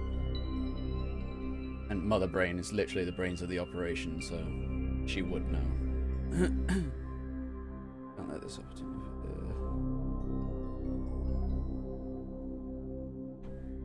Okay, that's a different thing.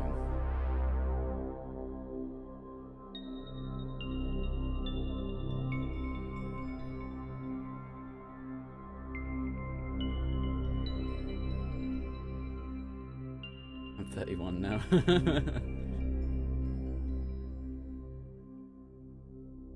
Even like 5 years ago, like I was 19. Like nearly 19, was 19 when E.M.M.I came out. That's such a long time ago. It feels like anyway, but it also feels like yesterday. Like playing through E.M.M.I for the first time, an amazing experience.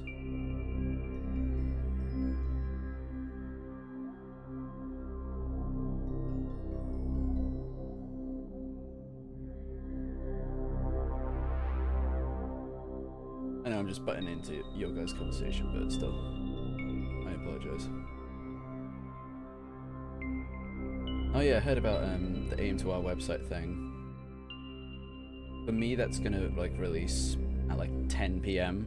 I'm not sure if I'll be live then, because I plan on going for a little while, but not quite 10 PM, I don't think. And it is 4:30 for me now.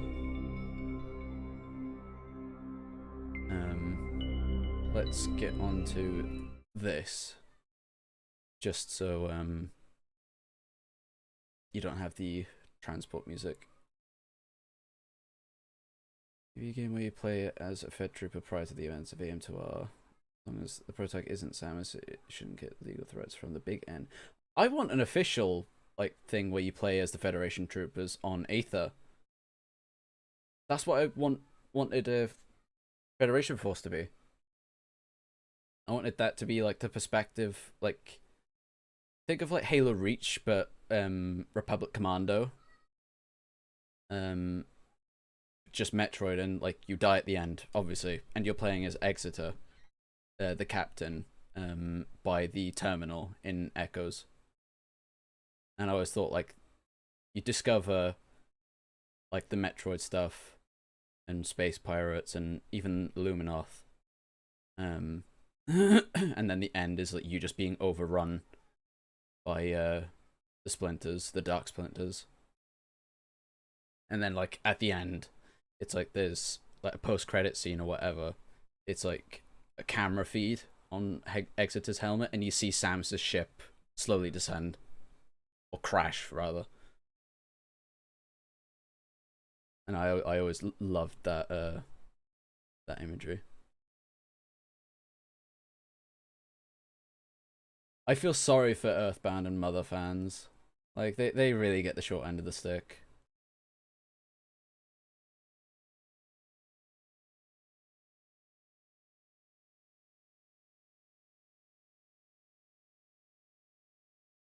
Funny thing is about E.M.M.I and why Nintendo shut it down. Like Reggie, he said that E.M.M.I was a commercial product. It wasn't. It wasn't. Sure, there were like websites that were hosting it that had ads on it. That's wrong. But the main website didn't. It was so weird.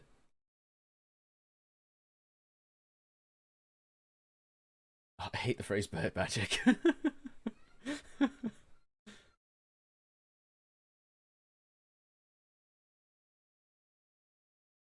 Okay, now I'm up to date.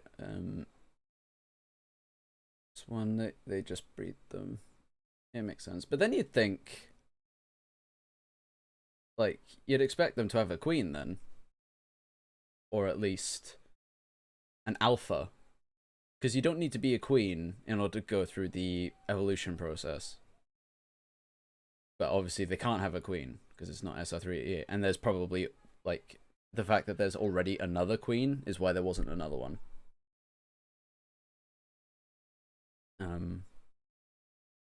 Metroid milk in the Chozo Ranch, the best Metroid milk on all the galaxy. You'll definitely suck it dry.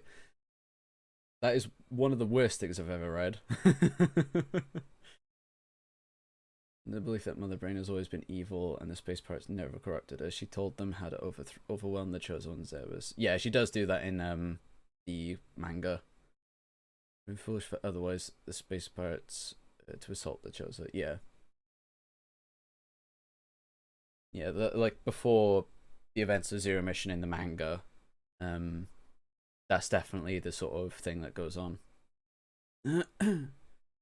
Is Cocky notoriously evil, and the space pirates probably accept Envy as the leader because she is an impressive, persuasive power. Oh, knowledge. Yeah, she's smart. Not smart enough to, get a proper base or anything like that, or a body. But yeah, I don't like how people were saying it's like the definitive version of Metroid 2.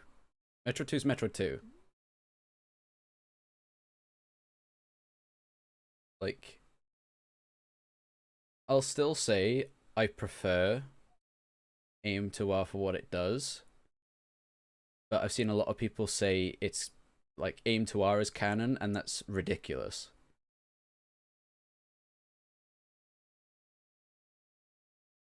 Like, if it was canon, it would be amazing. It would have expanded so much to the universe and stuff like that, and the lore. I will say the ending to E.M.M.I is much better than Sam's Returns is. That's a weird sentence to say, but the period between the Queen and the ship, E.M.M.I does that perfectly.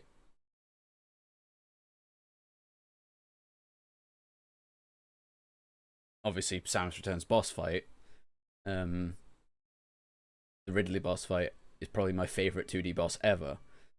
So I would have liked a merger of like no enemies between the Queen Metroid and the ship, but then have Ridley on top of it, because then it explains why Ridley knows where Samus goes and knows about the baby Metroid or the Super Metroid.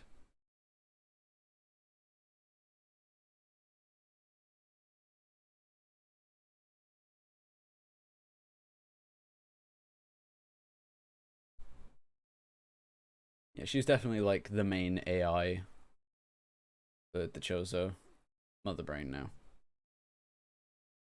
But then I presume she became like aware. Yeah. Yeah, I'm glad like it was able to come out before like M2R. I'm glad it was able to come out before it was taken down.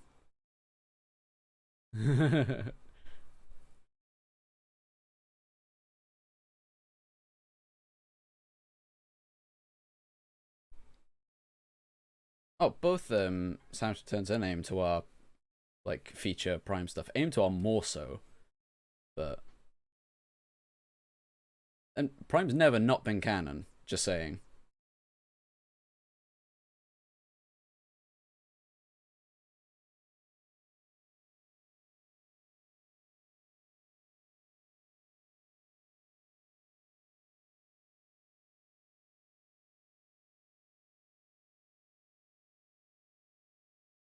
Oh, what I mean is like before the Ridley fight and after the Queen fight, that part is like filled with enemies in Sam's Returns. I hate that section in Samus Returns. I love the Ridley fight. So what I do, I play the entirety of AM2R, mostly because it's more faithful to the original, but I also just prefer like the gameplay, and it's a lot easier to get up and play. I play through the entirety of AM2R. Then when I get to the ship in AM2R, I switch over to Samus Returns to do the Ridley boss fight. That is like my ideal version of Metroid 2.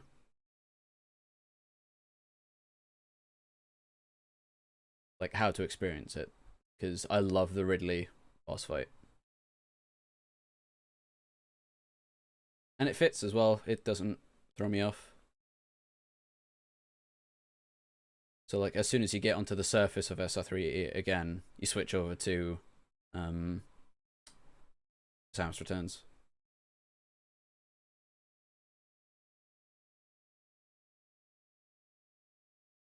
I don't like that the aim to our queen broke Samus into different rooms. She's defending a baby, so it makes more sense that Samus is the one cornering her into a nest IMO.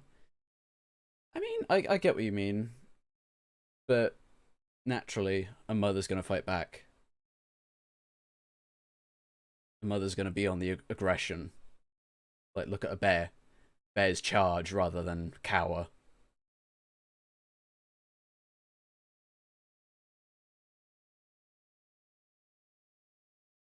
Because that's the mother instinct when defending young. You charge.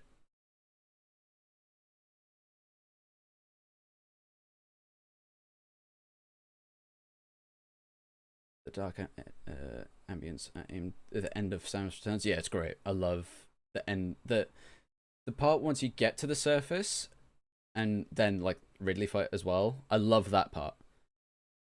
But when you're like going towards the surface, I hate that part. In Samus Returns, Sister and I were really discussing this topic. She thought before this interpretation of Metroid 2 that Samus should be better than to spare a super powerful alien. The Ridley edition helped justify Samus' decision to spare the Metroid. The thing is, I have the interpretation that she saw herself in the Super Metroid. Because when you think about it, she's Ridley to the Metroids. What I mean by that is Ridley came to Samus's homeworld, and you'll see the parallels. Ridley came to Samus's homeworld, killed everything, and Samus was the last survivor.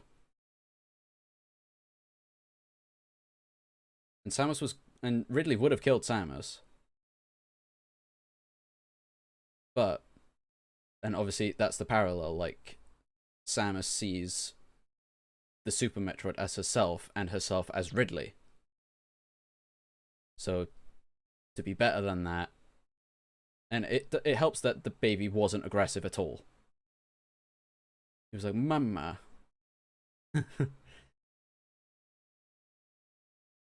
So, like, the fact that the baby wasn't aggressive at all, but she also sees herself in the Super Metroid. And I think that's why she spares it. And it also helps the parallel that she goes to the Federation to have the Super Metroid for the better of civilization. Because that's ultimately what happened to Samus, just with the Chozo.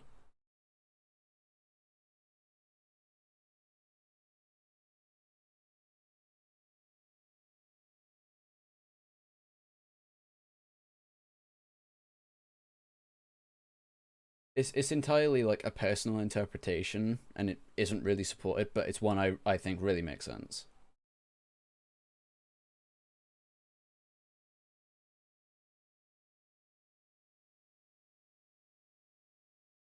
Oh, Samus does use logic first and foremost. That's why she charged her cannon.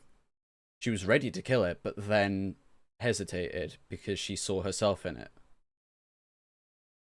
Like, she noticed that it wasn't being aggressive when she expected it to be aggressive. And so that bought Samus time to hesitate, and then her emotions come through.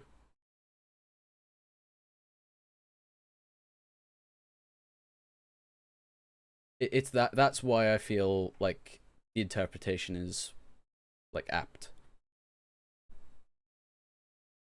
because she was going to kill it, but because the baby wasn't aggressive, it bought Samus time to sort of sympathize.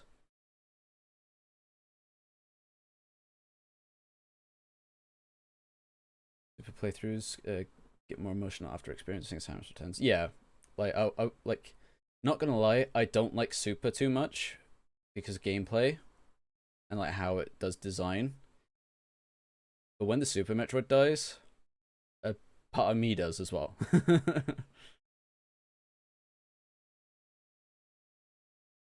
Yeah, exactly. It's like poetry. It rhymes.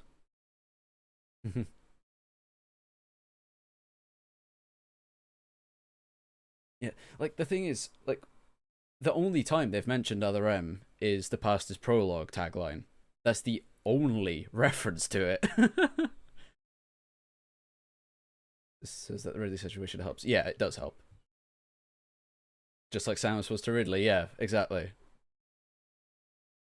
Kind of liken it to the Mandalorian of Star Wars. Yeah, exactly.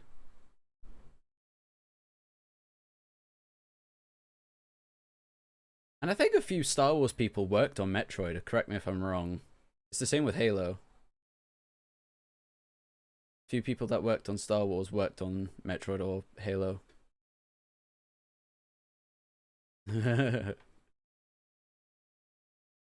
All right, we've been talking a bit, just talking. I've had a Kit Kat. I have my tea. We're gonna play some Prime.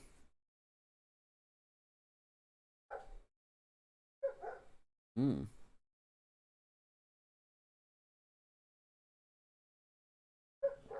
Dog would be like, oh god, got tea stuck in my throat. There we go. Right, let me know about volume, because it's muted for the second. There we go. Let me know about volume if I need to turn it up or anything. Excuse my dog, she likes to bark. In this case, she could be wondering if she should take the Metroid with her on arriving to a ship, but really she'll made that decision for you. Yeah, definitely. So Ridley was like the final sort of reminder of why she should spare the Metroid. So just in case you weren't convinced on the parallel, is Ridley. The thing that made her, the thing that made Samus choose the decision she did. Yeah, we're gonna play through Metroid Prime, because to me, Prime is the quintessential Metroid experience. I would play Zero Mission, and thematically I should, but I don't know if I have any of it set up yet, or even if the thing would work properly. But I'm just gonna play some Prime. Let me know if it's too quiet or anything like that.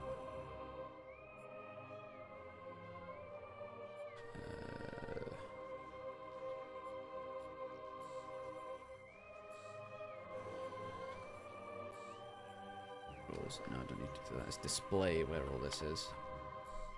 Good lag, I love that. Hint system off, yes, please. Credit messages off.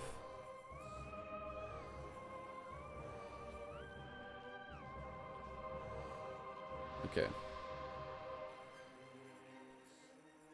Yeah, I'm gonna play Prime because it's the one I know the most. So it should be the one that's generally easy to play through. Echoes is my favorite, but Prime is the Metroid experience to me.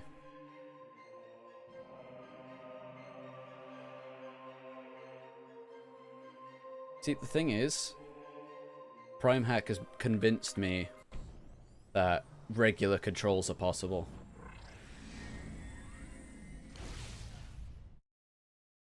It's like, it would have to use regular controls, right? Because you're going in portable. especially with the Switch Lite.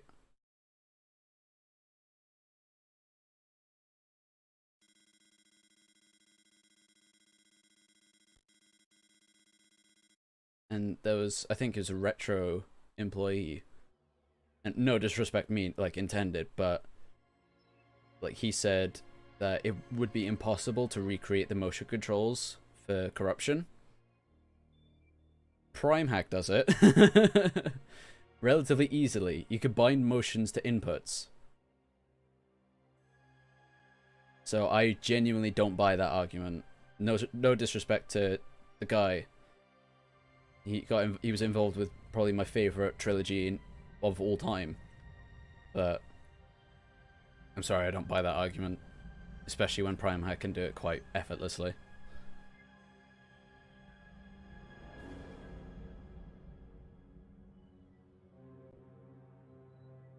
Do you want me to turn up the game a little bit? Because on my capture, it's quite low. But if you guys are fine, that's alright. And yeah, this is Primehack, and my computer is technically old. It is. Like, I got it when I was 18, and I'm nearly 24 now. But it's still quite decent. It does its job.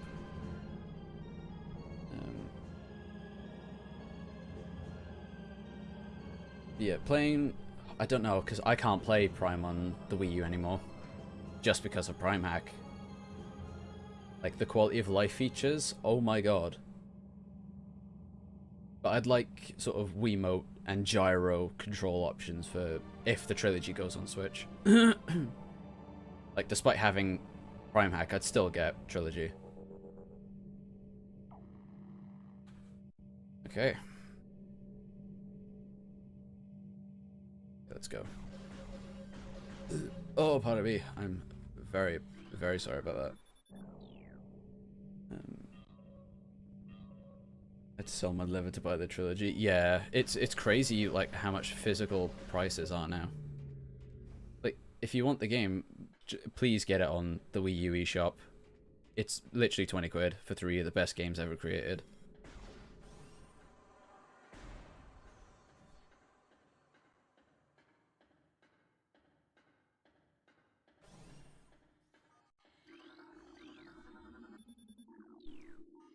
I have knowledge to hack Prime games. This is on Dolphin. A special kind of Dolphin, but it's like Primehack is like, I'll say for lack of a better phrase, like a third-party thing, and it allows for so much. Because if I wasn't streaming, I'd be able to play this flawlessly in 1080p and 60 FPS, but because I am streaming, I've had to lower it to 720p. Which is a bit annoying, but I mean, who cares? Still HD. But it does occasionally like stutter because it's not perfect. Everyone's a scammer. Yeah, I always interpret like everyone's a scammer until proven otherwise.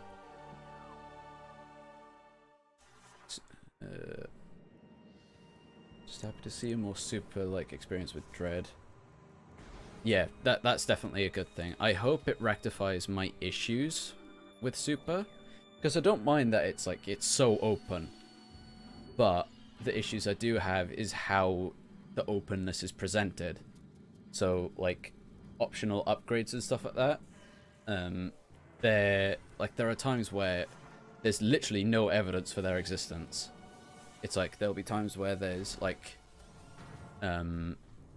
2 power-ups in the same room, but you won't know because the tiles are the same, as well as the item indicator on the map only shows that there's an item in there, not whether you've collected it or not, or if there's more than one. That's my issue with Super. It's that the information isn't presented well. There's very poor conveyance.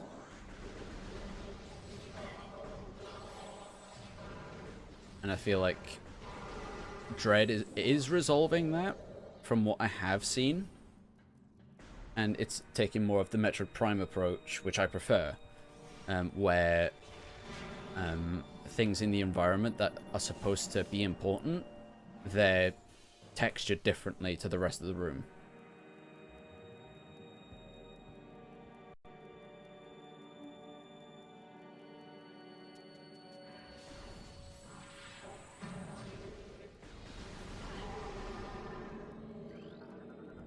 I keep forgetting this is veteran, because in normal mode it takes like 1 charge beam, but now it takes 2 basically.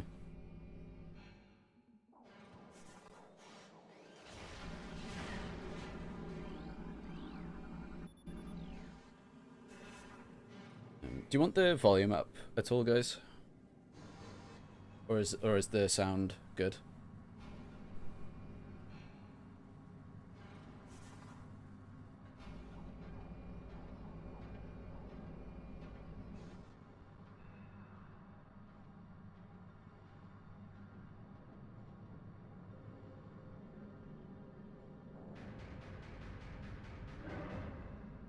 Balance fine, okay.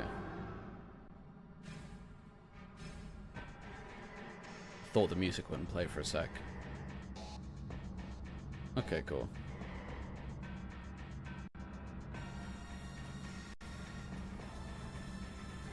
Oh, actually, it's the wrong way to do it.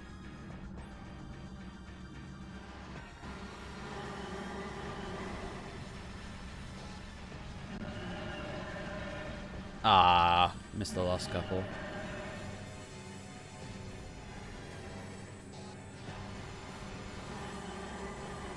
There we go. That was quite slow, unfortunately. I like to get all the missiles on, but I missed.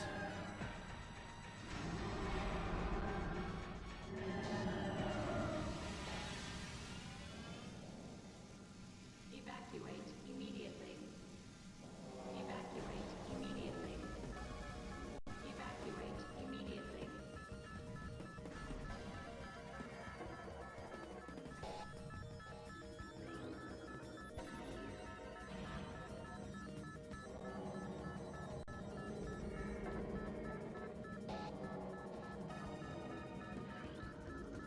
Yeah, because I've talked to people about Super and like my issues with it, and I've like some people have said like, oh, that's just Metroidvania, bro, and I'm like, not really, to display information poorly,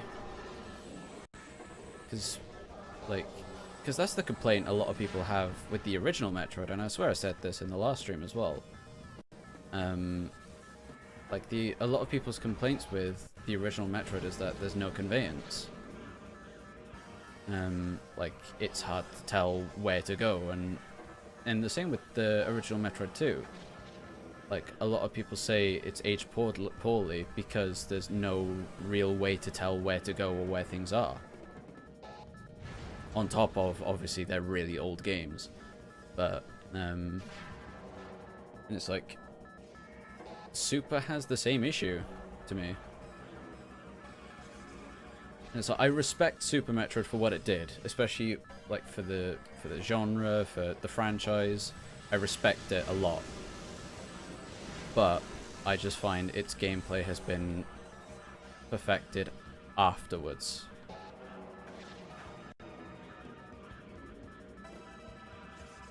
But if Dread is going for the more open approach, that's more than fine by me. Like the openness with Super wasn't my issue.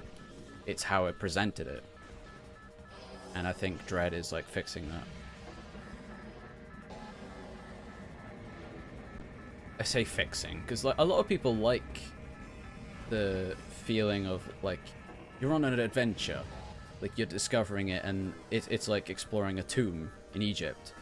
You're not going to be given hints to where things are, and that argument I do understand. But this isn't the real world; it's a video game. And so that sort of stuff, unless that's your goal, to be like an explorer, like in a tomb or something. And that's more what Legend of Zelda does. Unless there's a very obvious like hint of like, oh, you have to bomb here. But Zelda is more the thing of you're discovering something.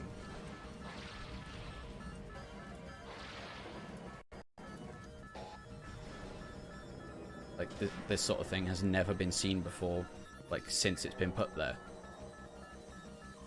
Oh, come on. But there's an argument to be made for... Okay, I was too close. Yes. I live with people. Hello. Oh, you streaming? I am. Oh, sorry. It's fine. Sorry. We chill. We chill. Who's streaming too? YouTube. Oh. We chill. How many people you chilling with? 15? 15? Something like that. Yeah. Hey. Yeah. Nice. It's my brother. So. Oh, your Discord people follow you? No, no, no, no. Oh, right. No. Oh, they're just people chatting. Yeah. All right. So. Yeah. I won't say what I was gonna say then. Yeah, probably not. Very vulgar. Yeah. I was just. No, Yeah, I swear sometimes as well. It's alright. No, I don't mean swear. Yeah, I was gonna swear. Yeah, but I was gonna. Yeah, was it's gonna- more for me. Yeah. Yeah. Hello, random other person. Yeah. This is the guy I talked to about Metroid at 3 a.m. by the way. Oh yeah, I don't hear the end of it. Yeah. Hello, Metroid King 790. You dropped your crown, King. Pick it up. Yeah. I'm back. So Yeah. if you know what you're food, well, yeah, I know what you're. Oh, I've been thinking about food all day. Yeah, I know you're. So you've been looking forward to me getting back just so I can. Well, it's more everyone else has. Oh right. We're talking about food, obviously, because we're getting pizza. Hell yeah. It's on me. So. Yeah. Yeah. Are you just gonna have your usual? Yeah, I've already said what I want. So. Where? Not the mother. Yeah, no, I'm doing it for my phone. Yeah. No. Yeah, you want your usual then? Yeah. Yeah.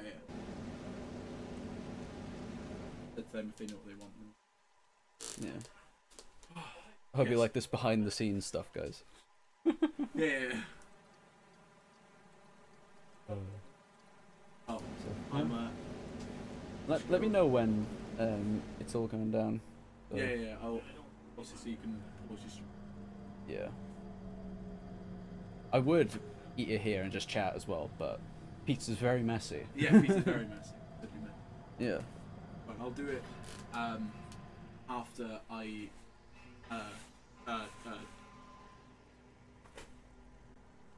Yeah, Yeah. I understood what you were saying. yeah. After I. You know what I mean? Yeah. So Yeah. that's what's gonna burst into your room and say. But yeah, it's fine. Yeah, enjoy your stream. No, it's all in the shitter now. Now that you're here, I can't believe it. Yeah, I know. I've absolutely soiled everything. Imagine. Yeah. Couldn't imagine. This is a high professional stream, even though I've been ranting about other M occasionally.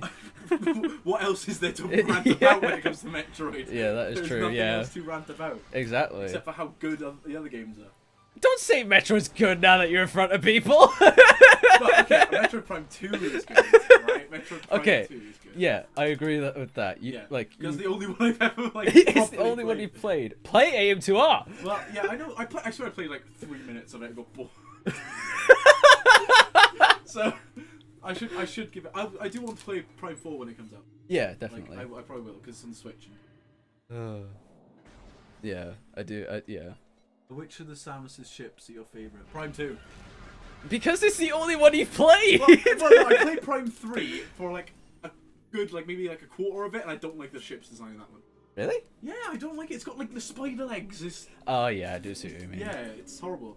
Yeah, Prime 2, always. Yeah, that's the classic ship. Oh, That's the yeah, one she classic usually ship. has, Yeah. like Super and stuff like that. Well, I shan't intrude anymore. Enjoy. No, feel free. Yeah, it's fine, it's fine. Here's me thinking I was gonna ask you to play Muzzle. Oh no, it's the 35th anniversary today. So all you're gonna be doing is playing Yeah, Metroid. pretty much all day. There's like new Dread teaser, and Nintendo are talking about Metroid on Twitter. Oh, they actually acknowledged its existence. I know. What? Ah. Nice. Well, I'll let you get on. Oh, speedrun. Yeah, speedrun Let's go. strats. Yeah, in the trilogy version, the most anti-speedrun version of Prime. True. Right, yeah. I'll catch you in a bit. I know what you want, so I'll get it, and I'll let Yeah. you know when it's. Do we let you know when it's on its way or when it's been ordered? When it's on its way. Okay, cool. Fine. In a Okay. bit. In a bit. Bye, stream. Yeah. Bye, chat. Yeah. That was my brother. Yeah, I do talk to him about Metroid all the time. And he has to suffer for it.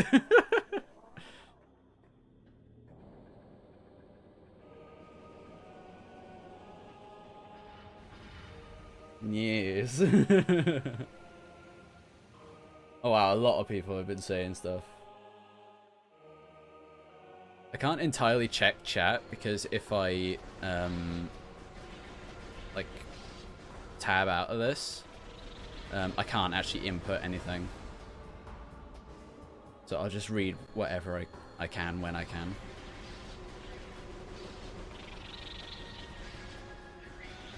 Ow. Favorite Samus ship though? I do think Echoes is my favorite. I like Prime 1s just because of nostalgia. But I also like Corruptions as well. But I love how the Fusion's ship looks in Dread. It looks very clean. Ow. Oh, you don't usually hit me twice. Bitch. Yeah, I do swear, just so you guys know.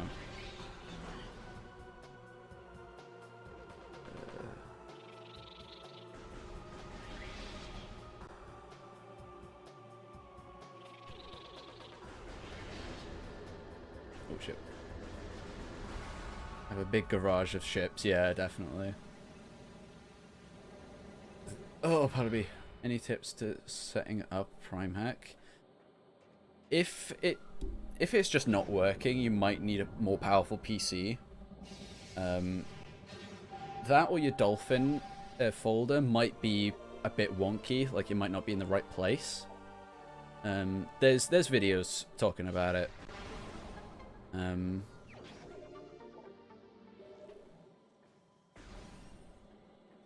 it's how I got set up.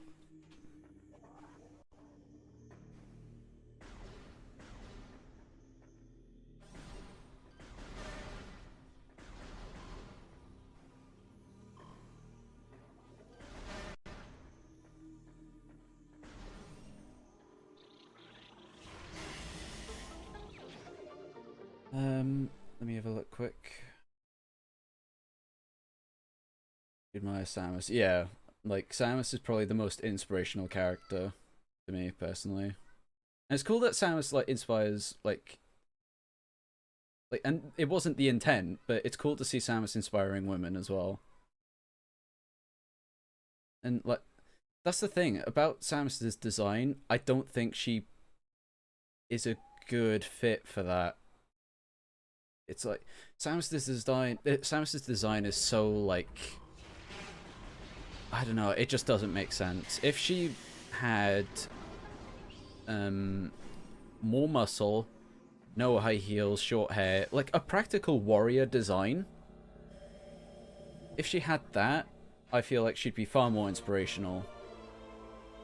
Like, and that's not really the goal of Samus in the first place. It's more like, I want Samus to have that design because it makes sense for her. She's a warrior, she should look like one. That's like character design 101.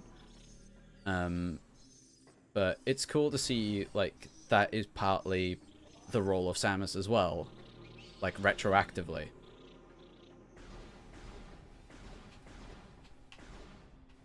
Let's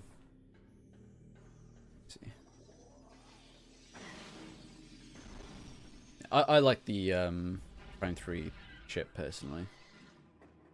I think that's just because I've seen it a lot, but I do feel like the Echo ship is the best.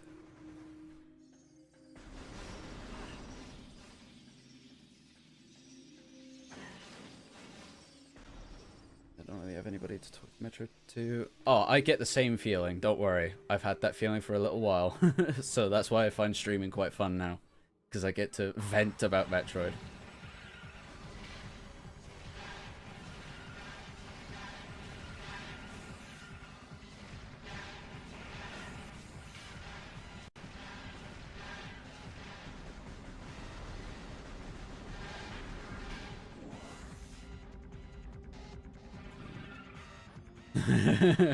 Apparently YouTube cares if you do, though. Ghost in the Shell. Thing is, I feel like that's really incorrect with how Samus should be. No, she's definitely shouldn't be like Arnold Schwarzenegger. She's not a bodybuilder because that entails something completely different. She's not a brawler. She's a wrestler more than anything. And she doesn't look like a wrestler. If anything, she looks like Barbie. Or a supermodel. Which are one and the same. Because Chozo blood in her, so there's more than it, more meets the eye. I don't think that's a good excuse for bad design, though. It's like saying Master Chief shouldn't look muscular because he has augmentations. But he is. And I think comparing it to Halo is fair because they treat their universe in the same way.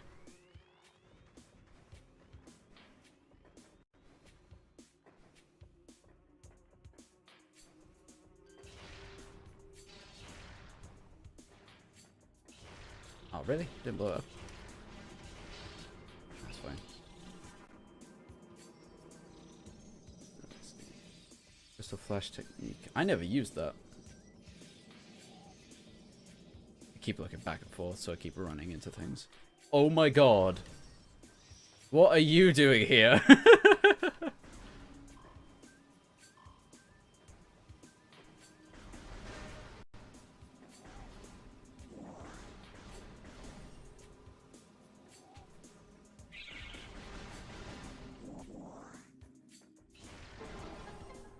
Alright, let's...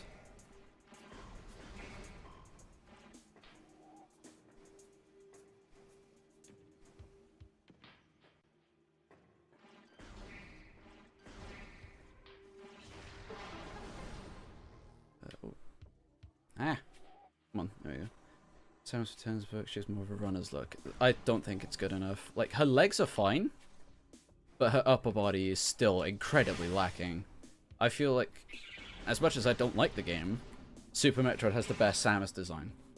In terms of, like, her physique. She looks muscular, even though it's, like, 16-bit. You could tell there's muscle. It's still not perfect, but...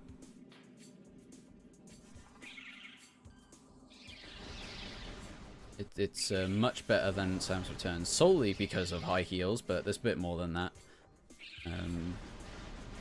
Any Samus design with high heels is immediately in the no category for me. It doesn't matter if like she's built or anything. Having high heels is completely counterintuitive to what the character is.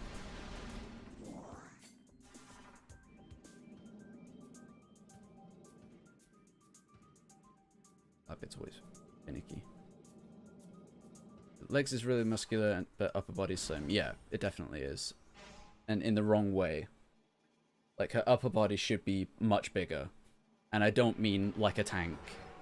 Because the issue with, like, Prime's design, with the power suit, that's what her physique is implied to be. She's implied to be a bodybuilder. But she isn't. It's like with proportions and stuff like that. She looks like she'd be a bodybuilder, but she isn't. Like, she should be more of a wrestler rather than, like, either an MMA fighter or bodybuilder. Because she fights, like, like, hand to hand. She does, and a lot of people don't know that. She is immensely strong. Like, upper body-wise, but she is mainly about kicks and stuff like that, which is more than fine. But the part where she does fight in hand-to-hand, that needs to be represented as well in the design. And her history as well, like, where are her scars? To quote the Prime intro in the PAL version, her battles extend beyond her life. So where's the evidence for that? This is the thing I'm going to be talking about in the Samus redesign video, which is coming. I've had to rewrite that script a couple times. But it's coming.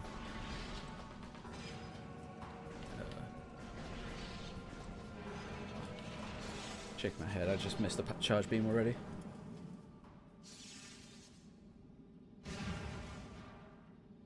here to terrorize you. Apparently, like, a message you said, like, got removed by Google, Nova. Got a question for you above in chat. Okay, let me look. I want to ask, what do you think of Blaster Master, another Metroidvania series? Inti creates release. I've never played it. I haven't even seen any of it.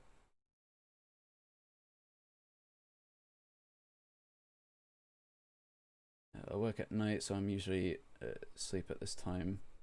Oh, thank you, mate. Thank you for tuning in. Get some sleep. Get some sleep. It's really important. Especially if you have work. Because I can't imagine working, like, relatively exhausted. I'm just playing games and talking, that's it.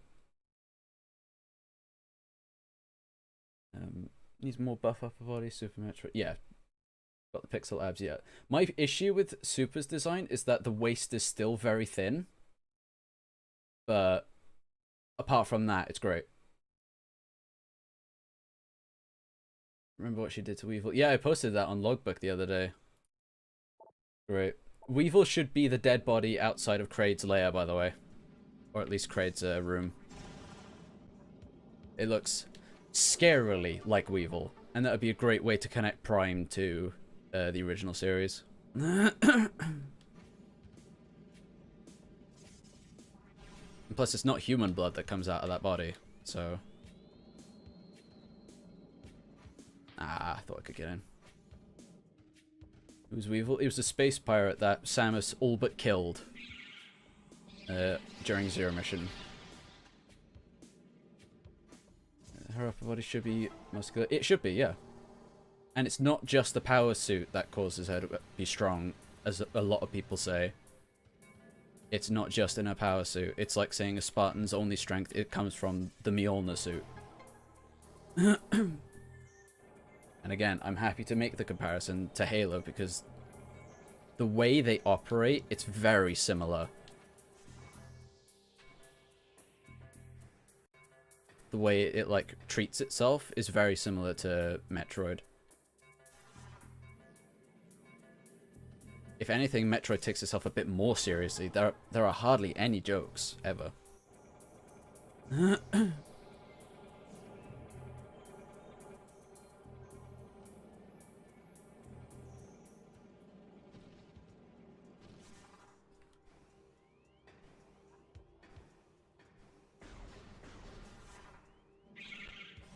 Oh, shut up, Shriek Bats.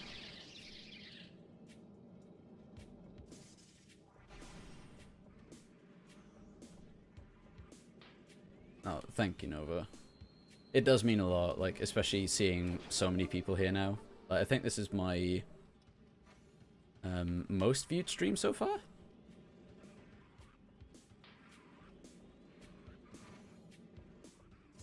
Strong enough to throw Vorush.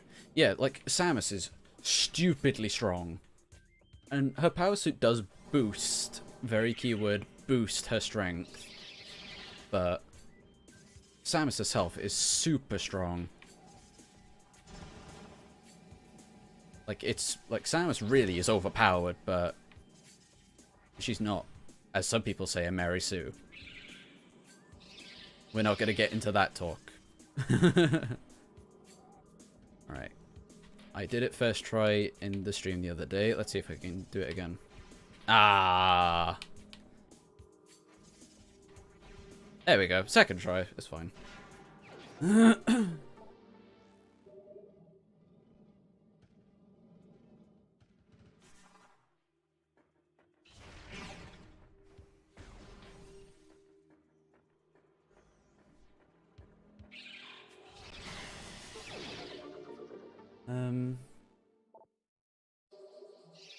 The logbook page is yours? Yeah, I run that. My dream is to, like, have Nintendo, like, reach out just to do one post to promote, like, Dread. Like, that would be, like, to work, like, even if it's something so small like that would be practically a dream come true for me. to at least be somewhat involved with Metroid officially. Like, that would be amazing. Because Nintendo doesn't really do that sort of thing. Where they, like, talk about the lore of something. They don't even have a Metroid Twitter, I don't think.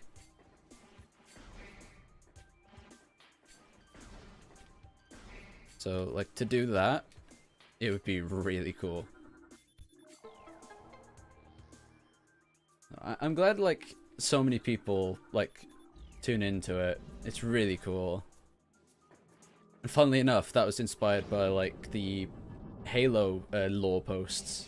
I was like, why doesn't Nintendo do this? You know what, I'll do it myself.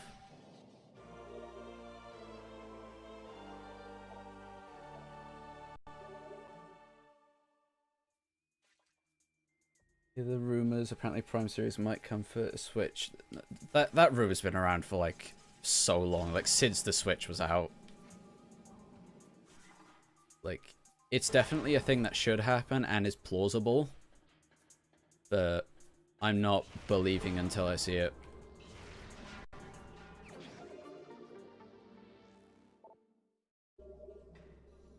How do you think Samus's arm cannon works? It's the same that works. It's the same way that the Morph Ball works. There's just pure energy inside it, and then Samus materializes like cannons and energy to come out of it. It's the same way that the Morph Ball works. So like all that energy, like she's using like her energy to create it, like she does with the Morph Ball here. It's the same thing. It just converts matter to pure energy. Well, it transforms physical forms into pure matter, I should say, and so a ball of energy. And the Chozo technology allows Samus to go back and forth and create things back and forth. No one likes to talk about that because it's an actual answer.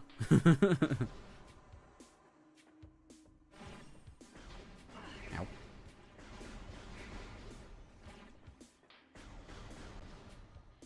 Will I reach here?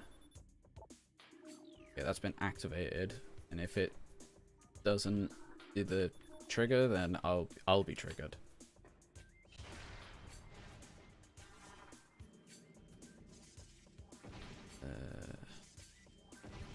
It's like, okay, I watch Game Grumps a lot, and holy hell, they were right in saying it's so hard to talk while playing games, especially if you're interacting with people.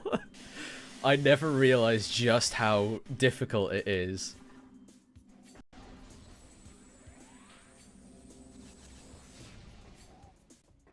I didn't miss anything, did I?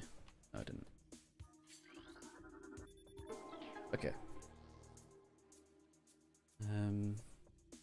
Oh yeah, I do remember that.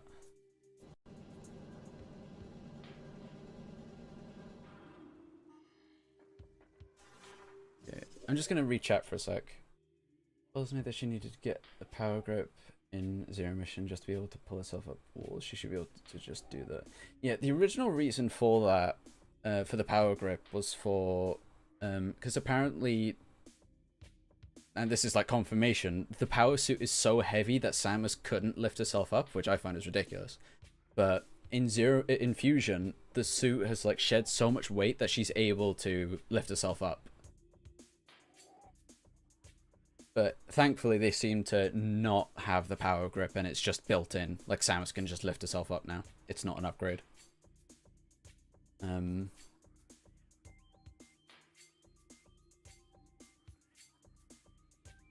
Oh yeah, Nova, I've seen the Dread trailer.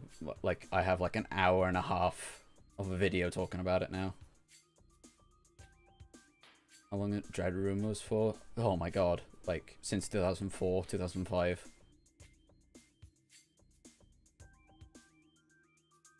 The fan wondering.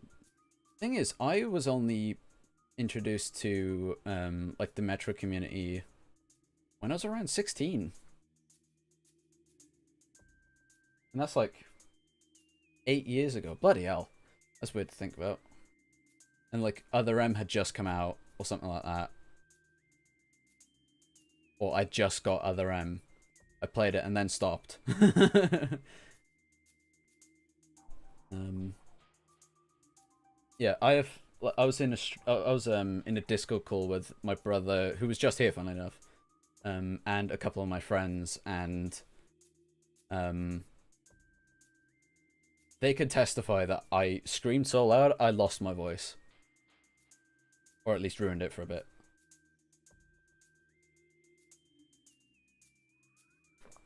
Imagine how hard it must be to control them all. But yeah, it definitely is. Because the Chozo are spiritual, right? So, let's use this in-game. So, we're looking through the eyes of Samus, right? This is included. We're seeing the world through Samus's eyes. This is what Samus is seeing.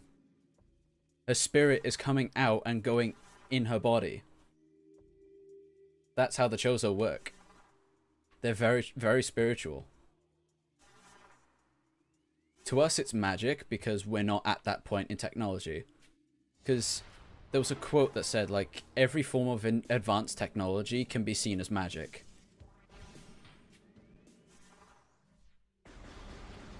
Because, like, if you go, like, even 100 years, you show someone the internet, they're not going to believe you. And that's before even going to 1,000 years. Show them a phone.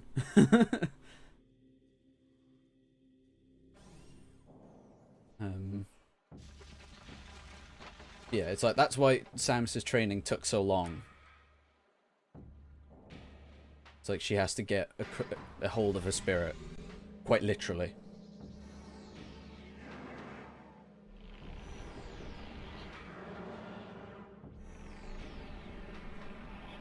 Yeah, like, literally, Samus is playing in third person.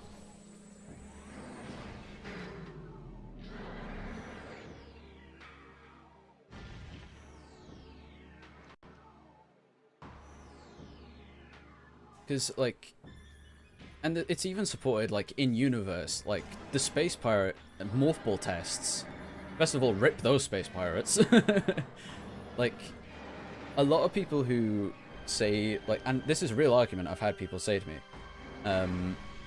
Like, Samus is allowed to be incredibly sexualized because she can turn into a ball. Because the ball doesn't make sense, clearly. And it's like, no, it does. And, like, the Space Pirates research stuff to try and make sense of it. But the Morph Ball tests show, like, they can't. Because it's an incredibly advanced form of technology that no one understands apart from Chozo and Samus. Nehru, I haven't seen you in forever. Welcome.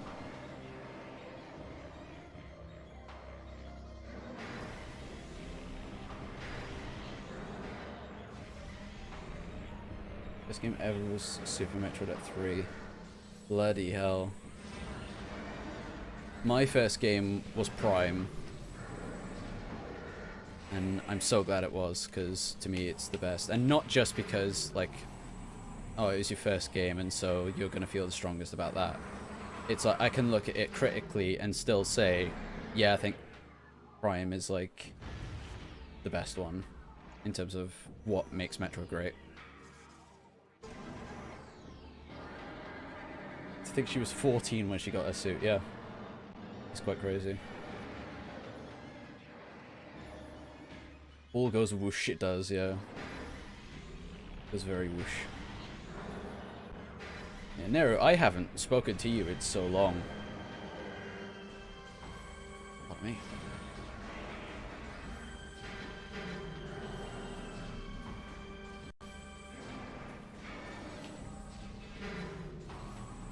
So I think the last time I spoke to you was like when this channel used to be called Smash Nippy. And that was like 3 years ago. Like, that's insane. Funny like working from, let's see. Yeah, and that's the thing I'm referencing. Because it's like people who like criticizing how the Morph Ball works, they would be subject to those same tests if they thought in the same mindset. Because they do. Like they think the pirates are thinking logically. They're trying to think, all right, what mechanics go into this, when really it's just the technology being spiritually linked to you.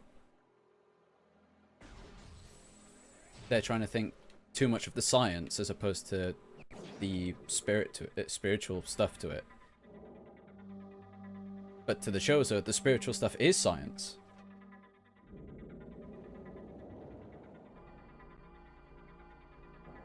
Which makes it very fascinating. So like this, like Samus is like keeping calm and allowing the technology to become part of a spirit.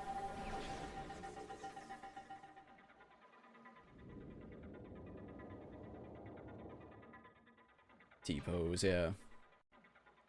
That's the reason why Samus is so strong. She T-poses a lot.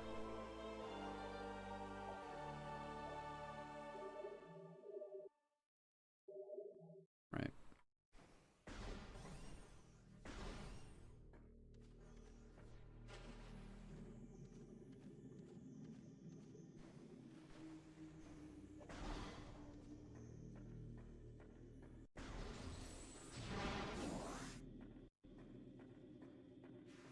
Everyone's opinion on what a better Zero Suit could be. Well, the funny thing is, I don't have a problem with the Zero Suit itself, unless there's high heels, then I have a major problem with it.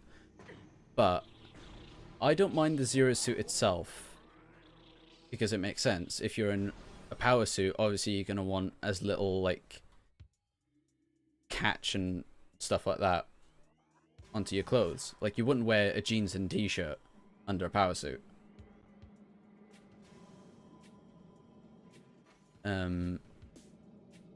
Yeah, so like the Zero Suit itself makes sense unless there's high heels to it, of any kind. Like boot heels are fine, but high heels like in other Samus Returns, even Smash, no. But it's Samus's physique that I have a problem with. Like she doesn't look like a warrior; she looks like Barbie. Damn it. There we go. And it's like this, it's inarguable. Like, Samus literally looks like Barbie. And I'm making a video on Samus's design right now. And I have a redesign, like just straight up. And I've shown a bunch of people and they really like it, but also some really don't like it because it's not Bimbo Samus.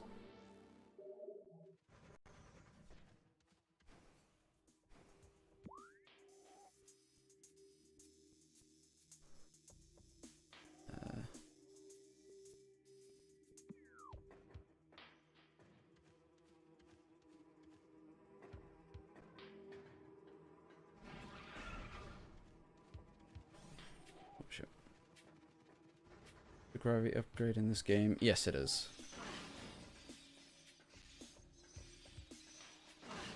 It's the same as like the Varia suit upgrade just then, but it is just purple, yeah. Which I like.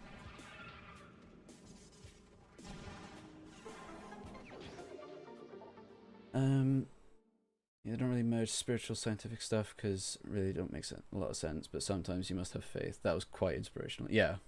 It's like, that's the thing, like, the Chozo, like, they are just, they base a lot of their technology on faith and spirituality. While also incorporating science into it. And so it's a merger.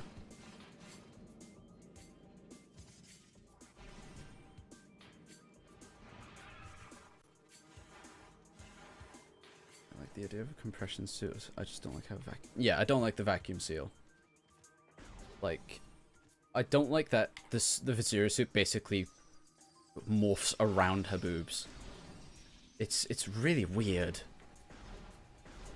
Like, and it just feels like, what's the most blatant way to sexualize this character that isn't sexual in any way? And then they came up with the Zero suit in the way that it is.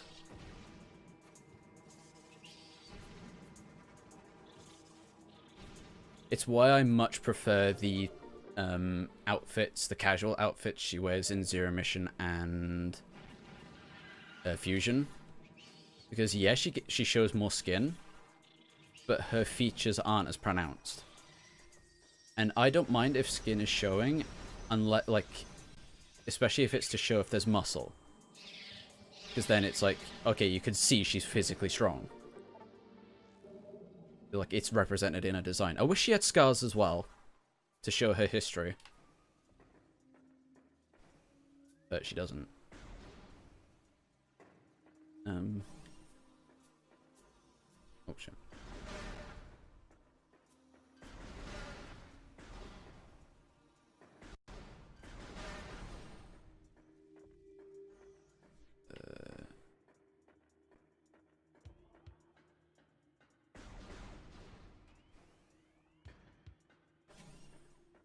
Keep looking back and forth. Right, I'm gonna reach out for a sec. It was great to run in. You pretty much roll on the floor. Yeah. They're great in everything except fighting monsters. And less boobs, more guns. Like, that's the thing. I don't mind if Samus has bigger boobs, because then it's like, it's a representation of motherhood, which is what Metroid's about.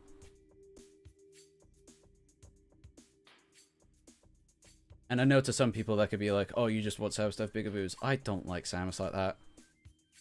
Bayonetta, on the other hand.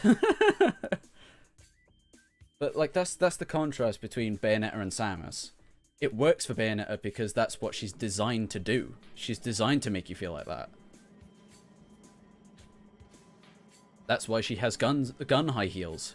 Because they emphasize, like, sexuality.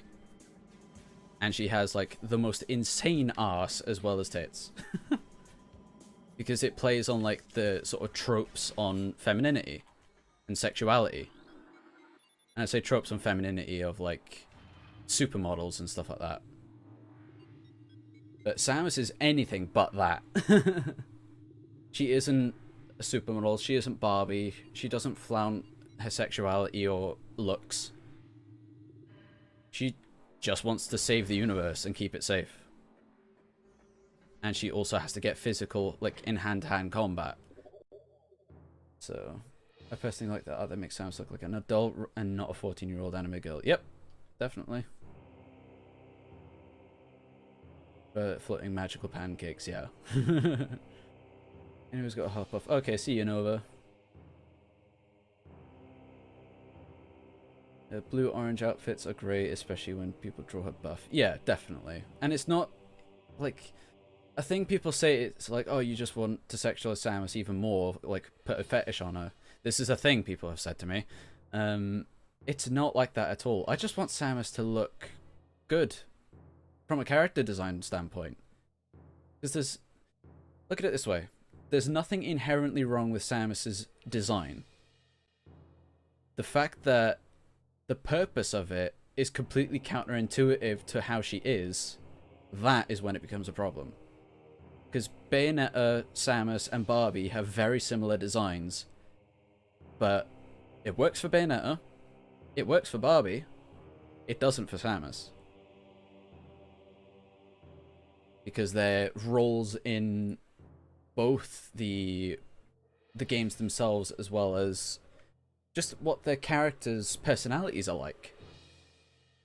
They're completely different.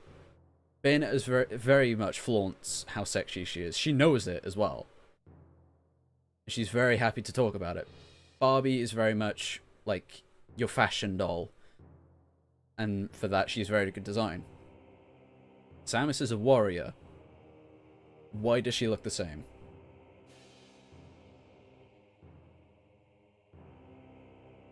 Talking about Zero Suit again, to me, the Zero and Parasuit can't work without each other. I have this impression, except in Fusion.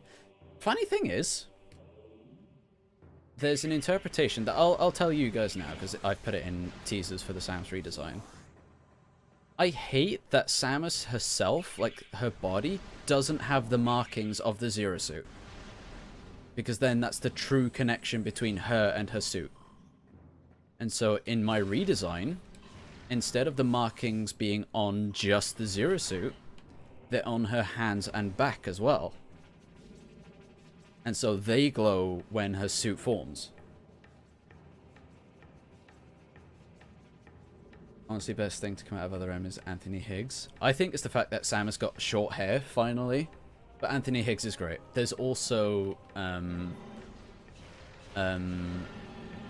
piece of soundtrack that a lot of people like forget. I think it's the... Oh, I can't remember its name now. It's a name that does elude me because it's quite a long one. But it's in the room just before you fight the hive of wasp-like things. I can't remember what they're called. Where you fight like this purple... Oh, when you see the first form of Little Birdie, where you see Little Birdie eat. That scene. The music there, just before that... Oh, I hate these things. Like, that music there is probably the most Metroid-y sounding song in that game, apart from Ridley's theme. We just want Samus to be badass. Even other women in similar style games look more... They do. They really do. And it's a shock. It really is. Like... How is it that the most famous female protagonist... Ah, I'm falling down now. Like, how is it that the most famous female protagonist, whose entire point, like, the fact that she's female is irrelevant, really, other than the fact that the franchise is about motherhood. The fact that she's female is largely irrelevant. But why does she not look like she does the job she does? She isn't a prostitute. Like, she fights. she wrestles. Why doesn't she look like a wrestler?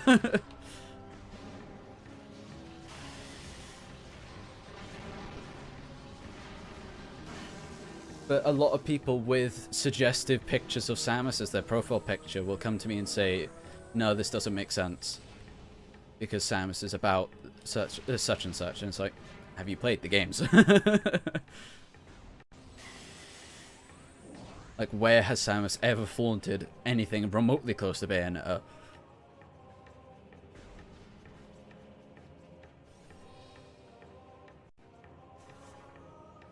Like, especially post-fusion, I would like there to be scars on Samus, so it shows the surgery she had. Because the game said it should have altered her physical appearance. Why does she look pristine in the endings?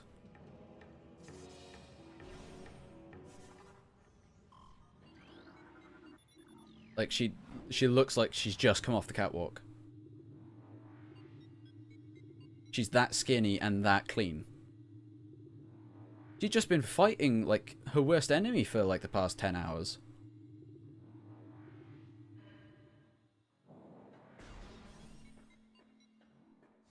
And no, I'm not saying Samus should be ugly. That's a thing people have said as well. She's already described as quite pretty. But, like, I'm not saying she has to look, I don't know.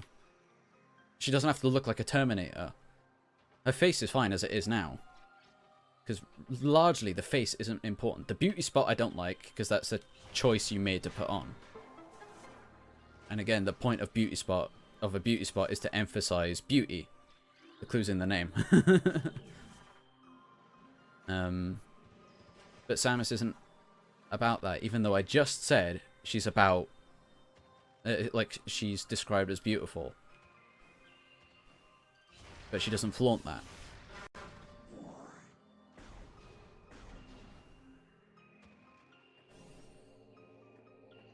Does it matter what she looks like? It kind of does, especially given...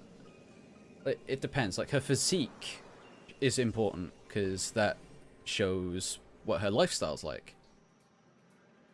And if she looks like someone who's been on a catwalk, well, that's completely counterintuitive to what she does. She fights all the time. She doesn't look like she does. Oh, shit.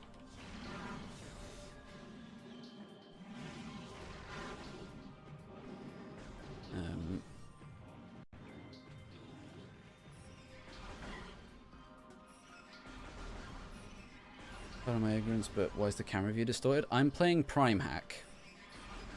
And with Primehack, you can adjust the field of view. The normal field of view in the Prime games were about 60.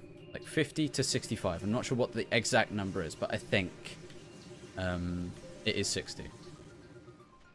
But Primehack allows you to go way beyond that. And so I've got my field of view set up to 90. And it feels much better. It really does. It feels faster too.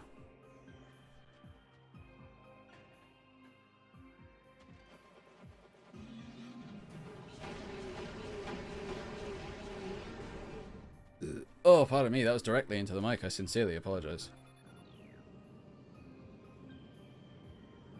Yeah, scars don't equal ugliness. It's like, in some art forms it does, but to me it shows history rather than signs of attractiveness.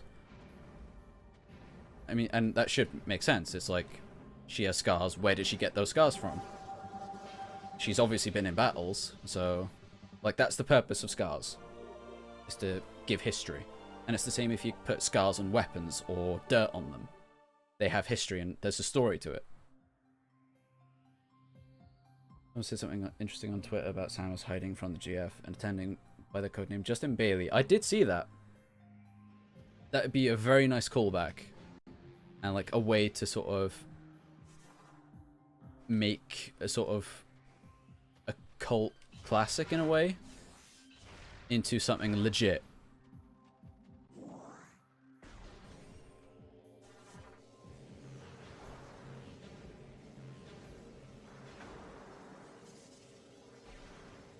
So yeah, it does look a bit faster. It feels great. It feels so much better to play on Primehack. Like, this is why I don't think I could play the trilogy again. Like, at least on the Wii U. Because of the field of view. Like, watching back footage of classic Prime and stuff like that, it's so disorientating. And slow.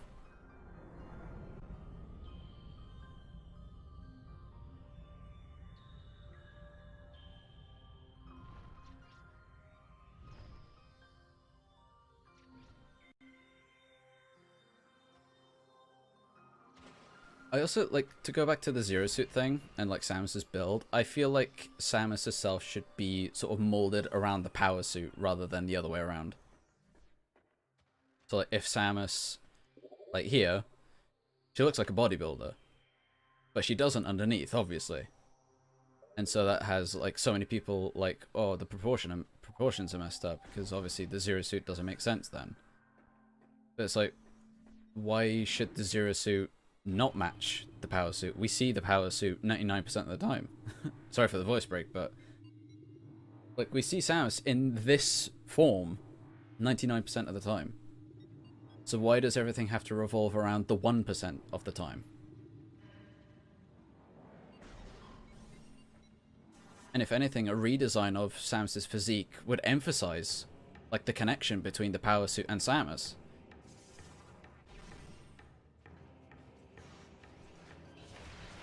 As well as putting the markings on Samus's flesh itself, but, you know.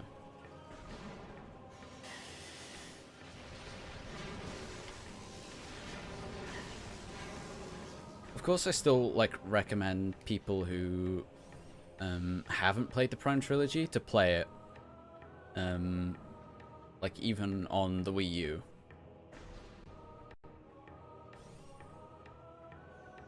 The fanboys in it.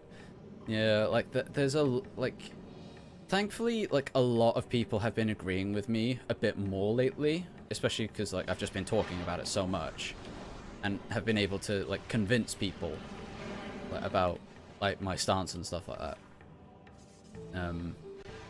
But there's obviously those that are like, no, I just like Samus as sexy because sexy. And it's like, there's nothing wrong with that, like, really.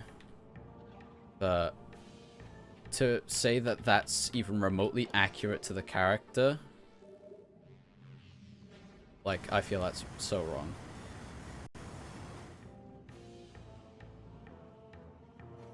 Oh, shit.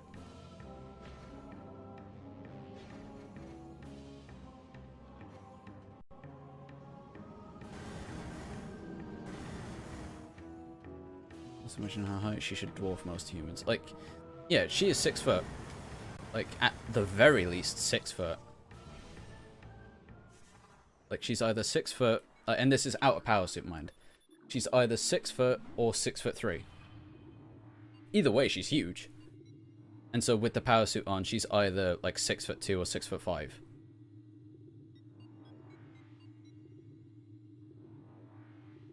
Because that's the issue I have with other M. Like, they made Samus shorter than me, and my spine is an S shape.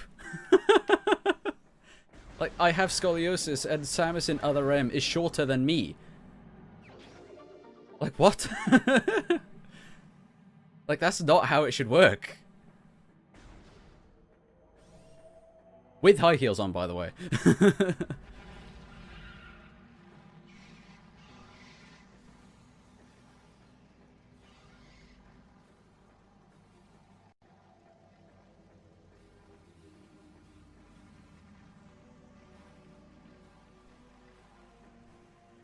Yeah, like, the issue I have with other M is, like, they made Samus so short. It's not that Anthony was so tall, as some people have said.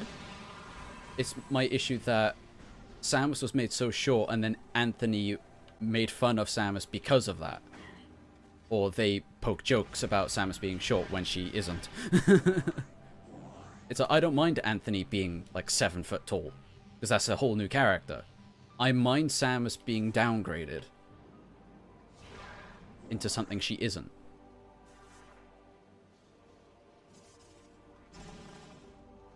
Oh shit. What do you think happened to Ridley's race? I think he probably ate them.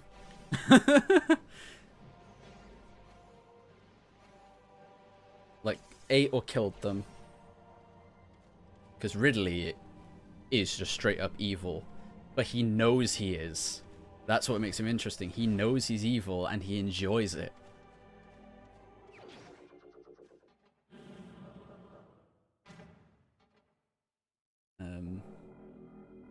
Ridley can regenerate. And yeah, I think that's how Ridley, like, healed after Samus Returns. He ate the creatures on SR3E8 to regenerate more. And so then you see him in Super. Ridley wasn't built by the Federation, by the Space Pirates. If anything, Ridley's kind of the top man in the Space Pirates. And funnily enough, the robot, Mecha Ridley, he built that. He built that himself. He's narcissistic as hell.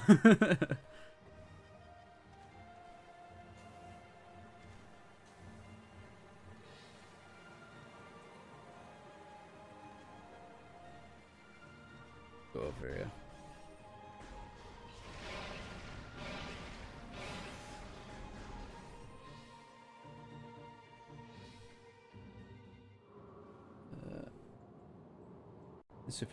In Super Manual, they say 6'7". It says 6'3" for the suit, but it also says like 198 pounds, which doesn't make any sense for a powered suit of armor to weigh so little.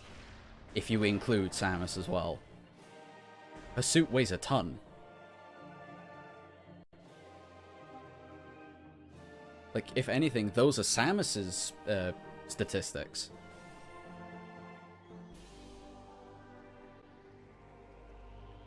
And, like, the models sort of support that. Like, the Morph Ball, that's, like, roughly a meter in size, in diameter. She's twice the size of it! So, literally, she's 2 meters tall, which is around 6'3".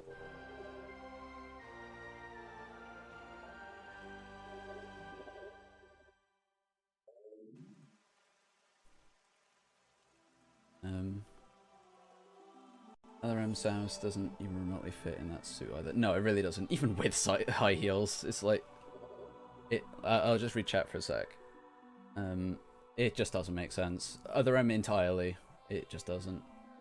Matt here really enjoyed watching though. Oh, thank you Nero for tuning in. It's been good to speak to you again. I just found out that in Metroid 1. Are you on about NES? That's the important thing. Really was from Zervis being controlled by Mother Brain. Crazy how they retconned him to be straight up evil. Yeah, probably you're on about NES. Like, he's always been evil, but not in the sense of like, I'm evil. He's like, I'm evil. I'm gonna torture you. I'm gonna see the pain on your eyes as I tell you I've eaten your mother. And I'm gonna enjoy it. He's that kind of evil.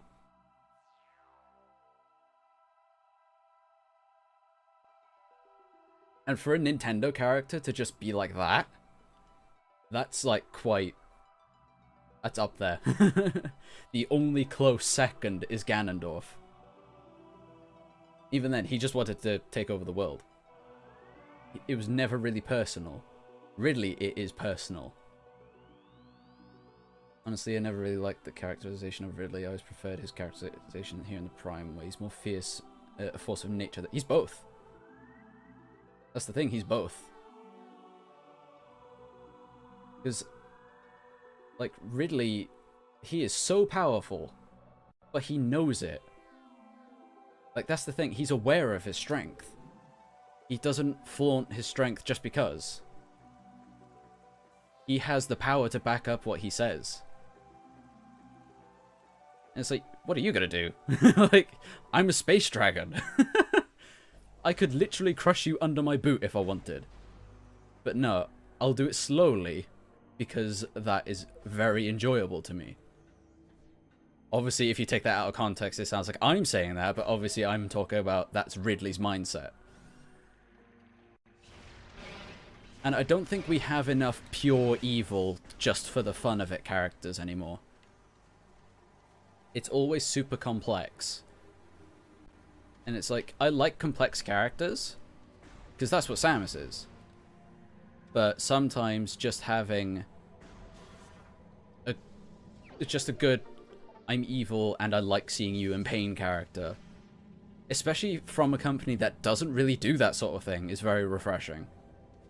And he's still one of the few, like, characters in gaming, really, that does that. That's why he's so cool to me. It's like the complexity of Samus contrasts to Ridley's simplicity. Like, because when you think about it, Ridley's quite simple. He's evil and he causes pain and likes it. Samus has so many layers to it. Like, to her as a character.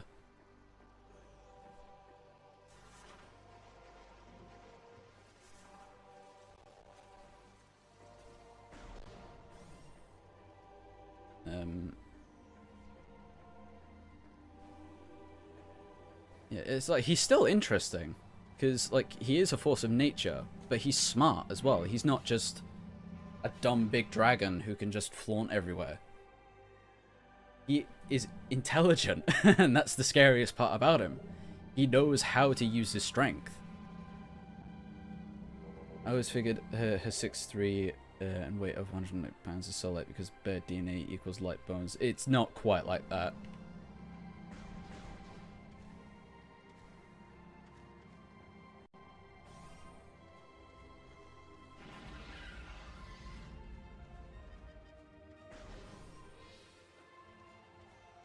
Because if that's like Samus's proportions, that's fine. In fact, that's quite heavy. Like, that's pretty good. But if you're talking about the suit, and those are the proportions, I have a bit of an issue with that.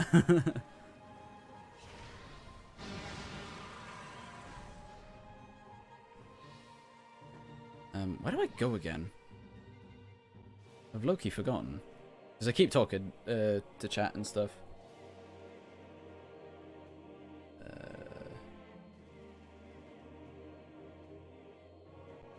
It's Fendrana I go to next, isn't it?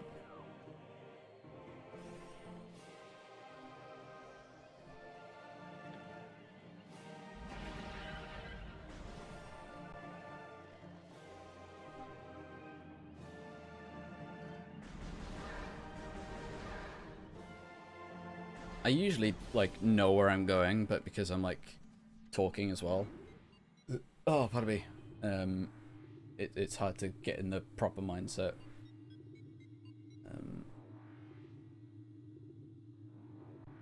Yeah, in the Metroid NES manual, I'll say like anything in terms of like NES and the return of Samus, like the original versions, they're not canon. Like they're mentioned for like marketing purposes, but really in terms of story, like Zero Mission and Samus Returns take precedence.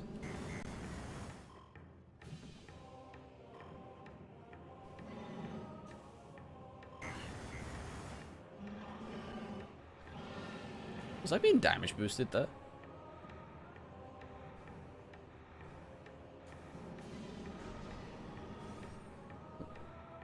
You can tell when I'm looking at chat. When I walk into a wall. How does Ridley breathe in space? He doesn't. If you're talking about like in the beginning of Prime, he's Meta Ridley, remember?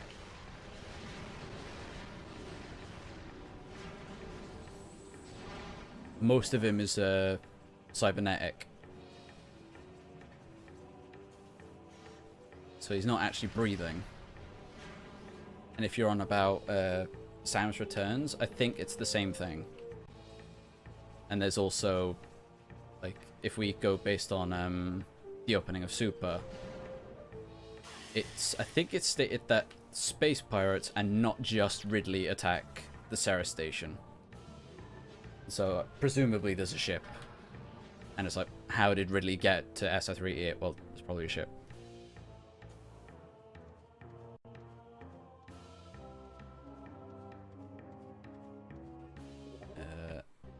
Regards to Ridley's intelligence, he has to be smart to break through the atmosphere of most planets to gain space travel. Yeah, he's super smart. He's sentient. He's like as smart as Samus. That's why, like, you know the I think it was Game Explain who did a Samus, a Metroid movie proposal. I don't like the voice they gave Ridley because it sounds so stereotypically snivelly for a villain. He doesn't sound smart. He just sounds like this stereotypical bad guy. He should sound like he's smart, but he doesn't.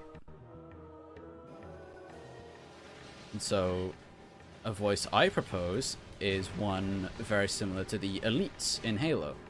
Specifically either Arbiter or the Shipmaster from Halo 2 and Halo 3. That is such a threatening voice, but also very methodical and smart.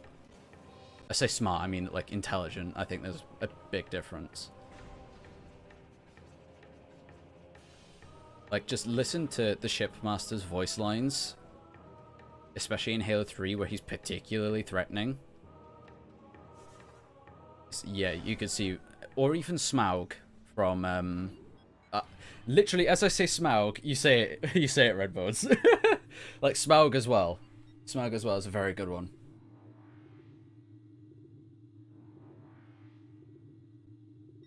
Sometimes I feel like Ridley has something with Zebus. He does look like he likes Lower Norfair. Each is a place like he's remembering something.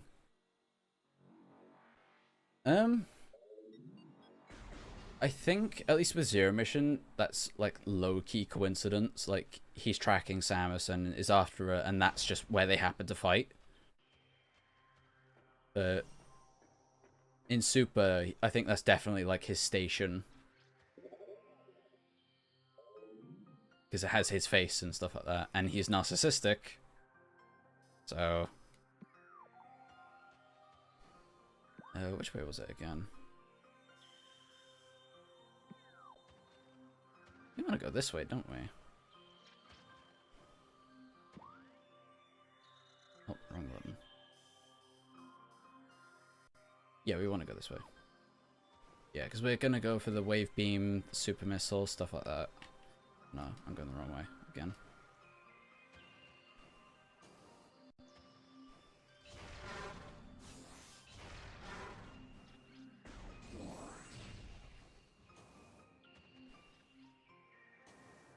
I should... Oh no, I have saved. Never mind. I thought I was doing like a no save run for some reason.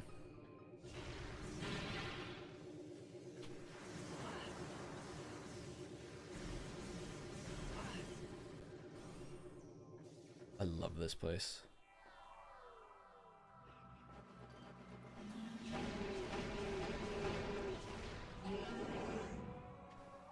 I think this place sort of solidified, like, my interest in Metroid, because I saw this and I was like, what is that? And because I was new to Metroid, I'd never seen anything like this before. Ow. And, like, I was still relatively new to mature games, because when I, like, first played Prime, I was like, I want to say 12, but I could be wrong.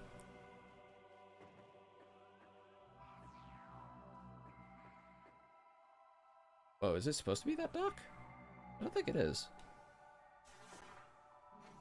Oh no, it's not that, it's... There we go.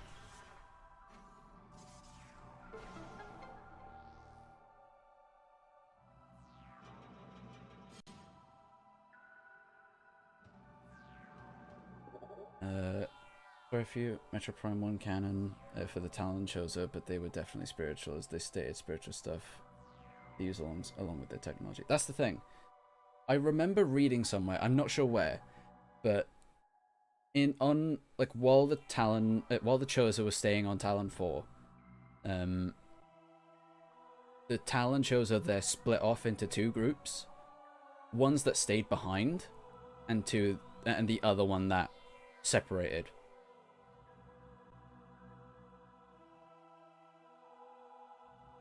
So I think that's what's happened, and that's where I sort of based like my speculation of the General in Samus Returns and Dread, because I thought he was one of those Chozo that broke off. Why is it going that way? Because in everything until now, he looked so spot on to the Talon Chozo.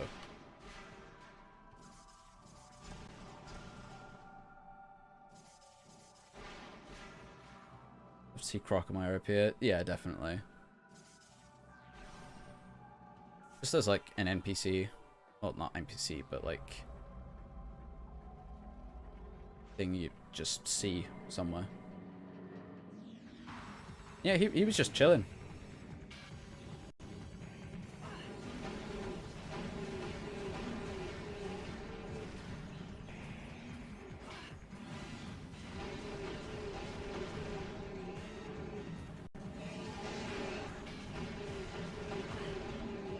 Oh, those things freak me out. I think these things, as well as the Glenshire, the things that's basically these in Echoes, they're kind of this. I think they're kind of the source for my like two biggest fears. Both being eaten, as well as holes. Like trypophobia. Like holy hell. And both have like holes in like their armor and stuff like that.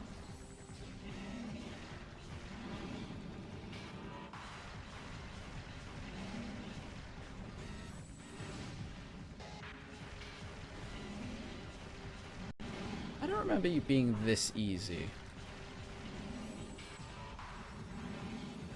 Say easy as I run out of missiles.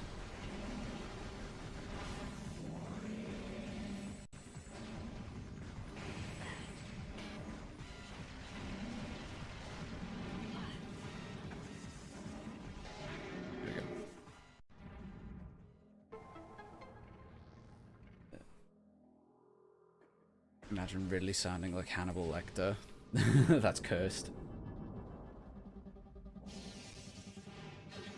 Which of the three Prime games do you like the most? I love Echoes the most, but I find Prime is the quintessential Metroid game, but I also find Corruption to be very underrated. So I'd say like the best, I would say is Prime. And I mean that like just in general, I think Prime is the best Metroid game. But my favorite is Echoes because of what it does differently. Especially with the Luminoth.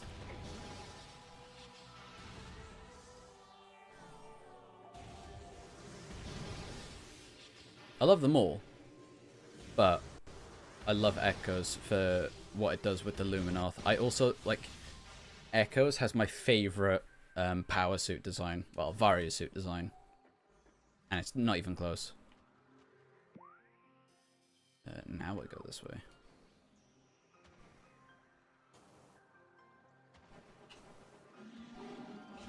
Like Prime 1, its Varia suit I think is a bit too bulky. Like, and the proportions are a bit out there. But Echoes I find has the perfect sort of blend. It's the same as like Corruption, but I think Corruption's like a bit taller and more slender. It's like Echoes has the perfect blend of slim but also bulk.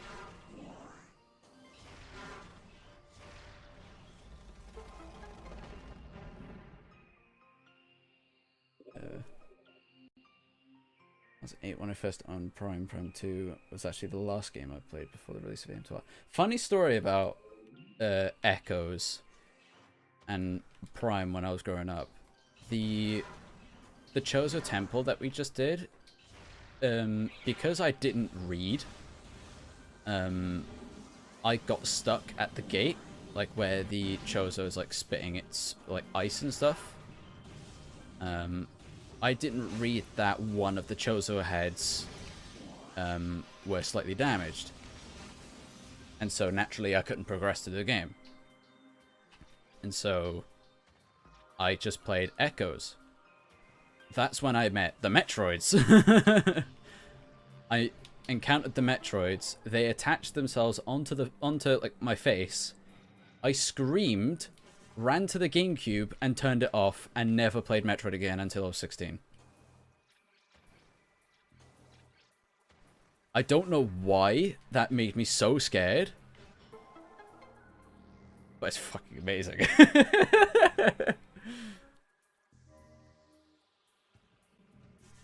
It's like I was so immersed that I screamed because there was a Metroid on my face.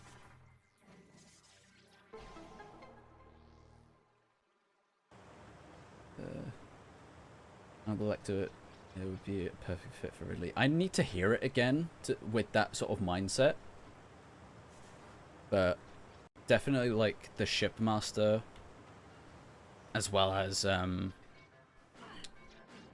Smaug. Thinking of Ridley, it fits so well. I think Ridley would be better if he doesn't talk. I like silent stuff as well. I'm much more into body language. And like expressions. Especially for a game.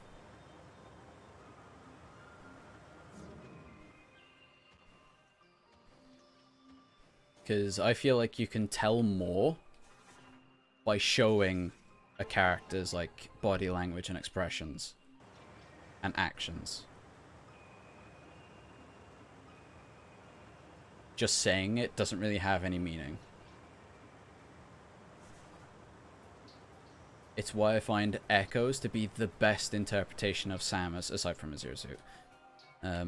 It's why, like, what she does during Echoes, it's definitive Samus to me. Mostly because her actions... Oh, that was close. Mostly because of her actions, as well as how she expresses herself, and especially in body language. Like, the way she respects the dead troopers, and the fact that she mourns them for a moment, and then unquestionably decides to save the Luminorth, despite it not being in her contract. But she does it out of the goodness of her heart. Like, that is incredible and awe-inspiring.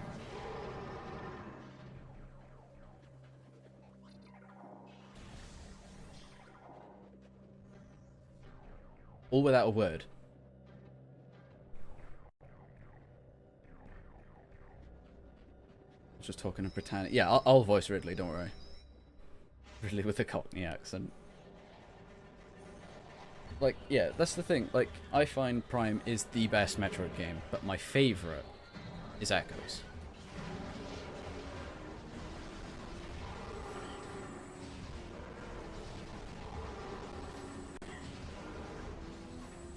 E.M.M.I is a very close one, though.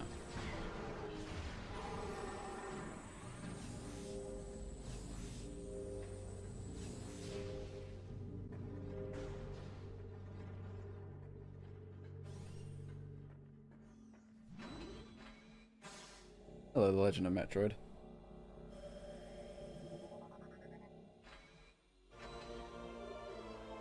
Oh, pardon me. Yeah, Echo's Variosuit is chef's kiss. Mwah. Easily the best design.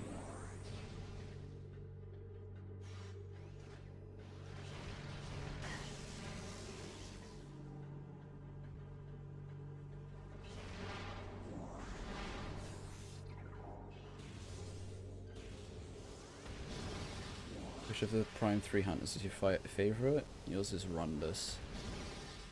I've started to grow a liking to Gandrada, more out of spite, because, like, she has a better execution of Samus's design than Samus herself. Because, like, Gandrada and Samus look fairly similar in the sense that they're, like, fairly, like, attractive characters. But for Gandrada, it works because she's very playful and flirty. Samus isn't. That's another thing.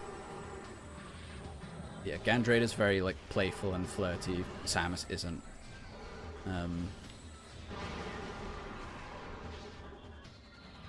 But I do like Rundus as well. He's probably the one like that gets me emotional in a way. Gore is cool. Like learning that he's quite charitable is quite cool. Like, he gives away a lot of his bounty earnings to charity, which is quite cool.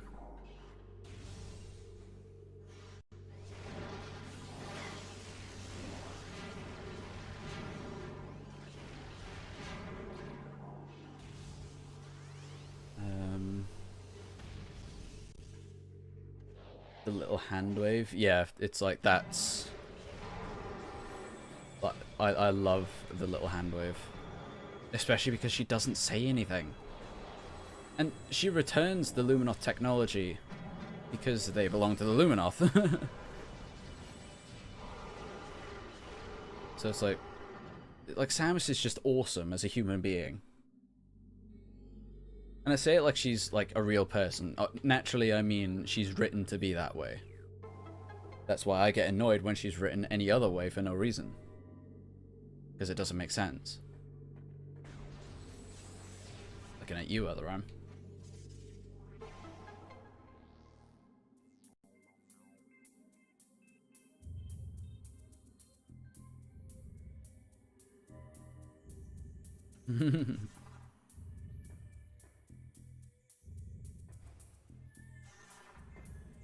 Oh. I wasn't looking, so I'm completely detached from where I'm supposed to be. Okay. We good. The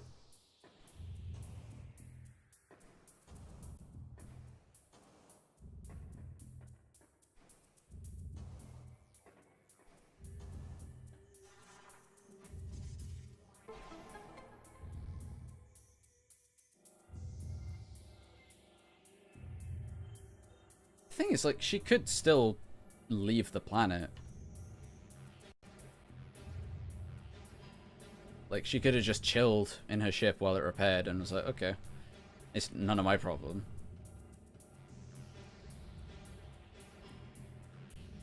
And it's like, she wouldn't have been in the atmosphere for so long to get struck again. Hello, I have another guest, I believe. Hello. Check, so. Okay.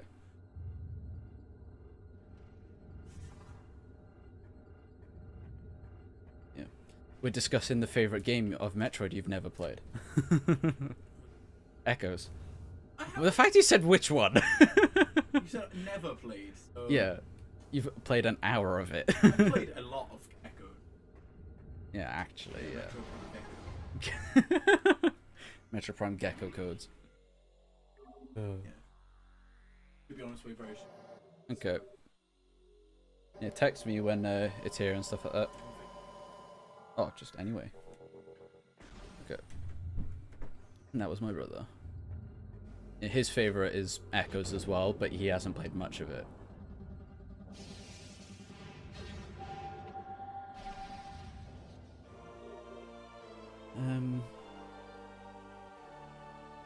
Samus is so respectful, yeah. I don't think Samus would have just walked out after seeing... Well, yeah, if she didn't see her... Like, at that point, it's like, okay, she actually has something to do. But really, she still could have gone, I don't need to help the Chozo, the Luminoth. Because that was the primary thing. She was trying to save the Luminoth. It wasn't about to stop Dark Samus, it was about save the Luminoth.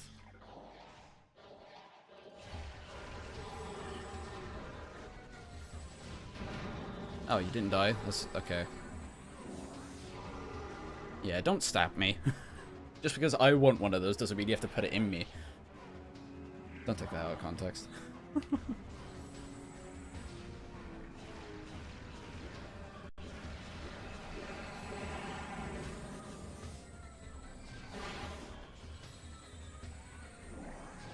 I'll read what you're saying in a sec, Ricardo.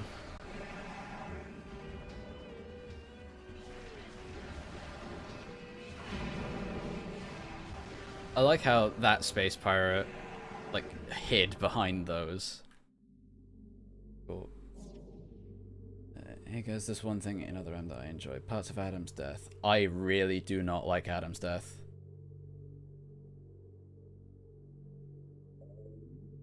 For various reasons.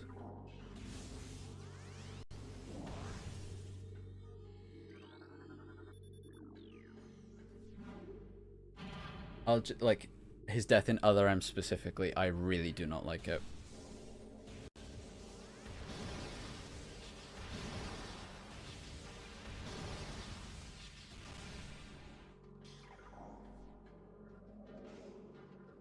Here's the namesake. See, like, I never got to see these in the original playthrough when I first played Prime. So when I saw it, like, when I was 16, it was chilling. Very cool.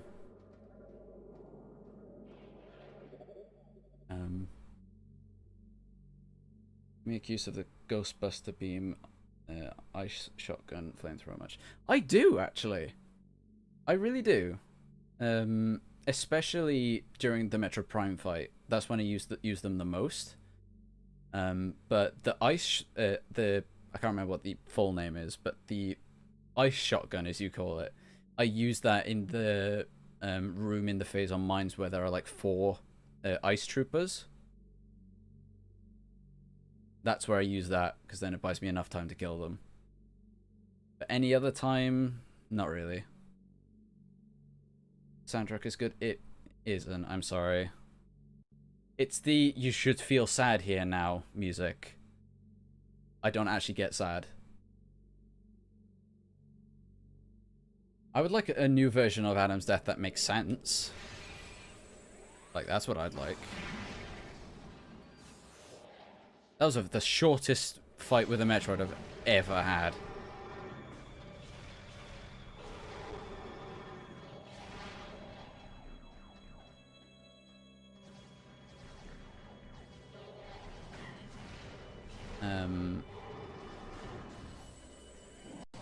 Yeah, I just don't like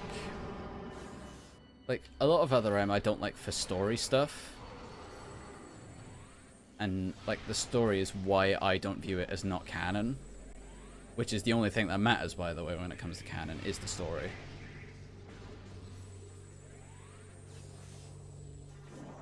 It's like... Oh, wow, okay. And... Because, like...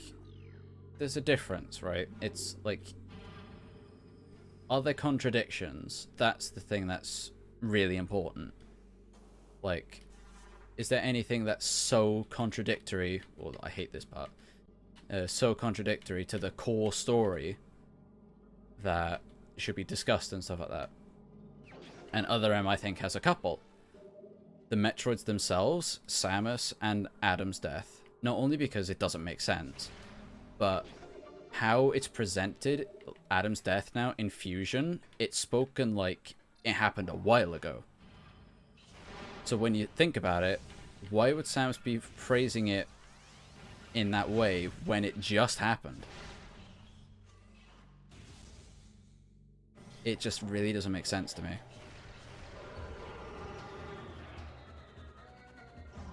Oh, this is glass.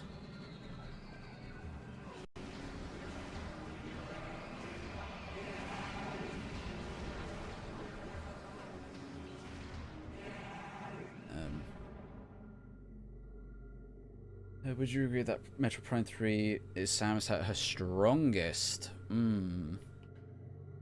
Are we including hyper mode? Because that's a very key distinction.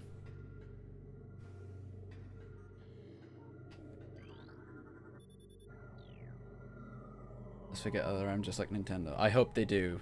Not because people hate it, but because of the contrivances with the story. And the things that don't make sense about it. That's why I want them to ignore it. Not because I don't like it. Okay, if we're including hyper mode, then yes, absolutely. Because then there's lasting effects if something is struck by a phase-on weapon. But if we're not counting hyper mode, I would say Samus Returns is her strongest.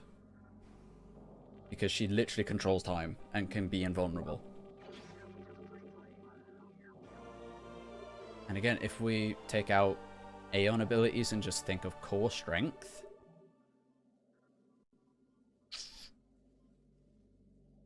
that's a difficult one.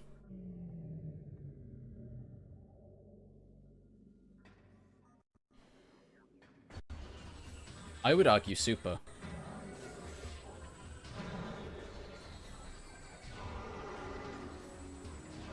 That or... Super or Echoes. Oh, but then there's the Nova Beam X-Ray combo. That's also a good point.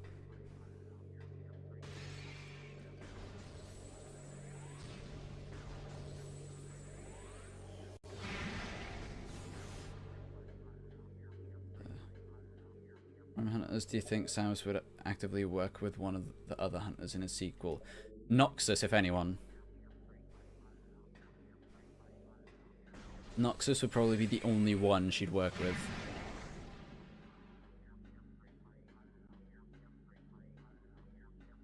Sylux, obviously, that's what Prime 4 is going to be about.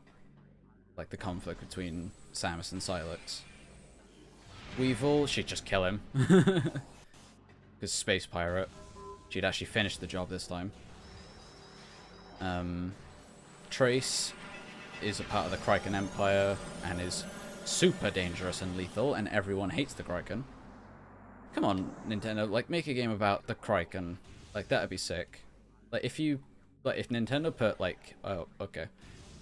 If, like, once all the Metroid stuff is said and done, like the Metroid creatures now, if that's all said and done and the Kraken become a big threat, that would be really cool. And that would be a great way to connect the 2D games with the Prime games.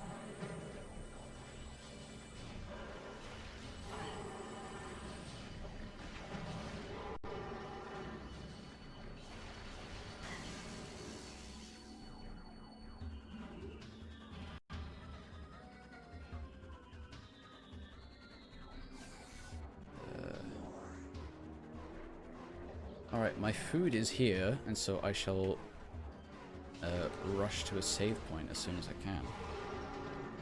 It's pizza, so...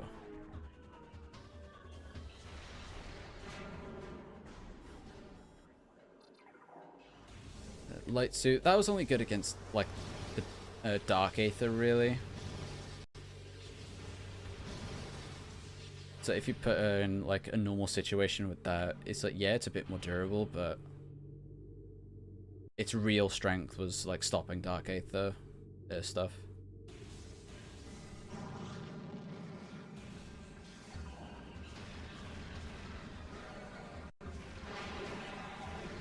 Lock on, please.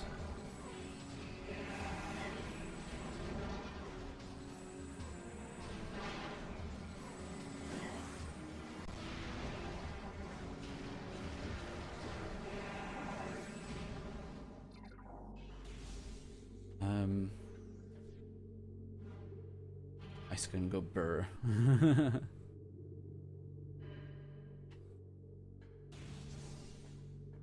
Oh yeah, it's completely pitch black. Would you say the super moves with beams in Super Metroid are canon? I don't think so, because it's so tedious to get to them.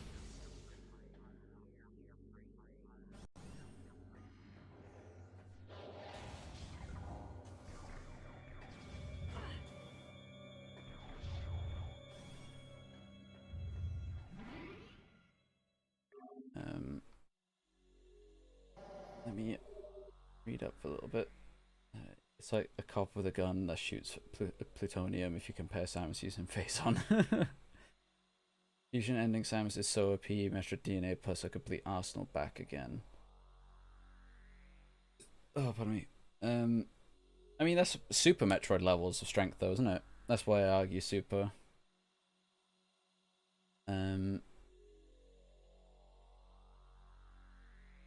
Yeah, still weaker than Super, but I think that Orpheon YouTube channel's voice for Crocomire is a good fit for the character.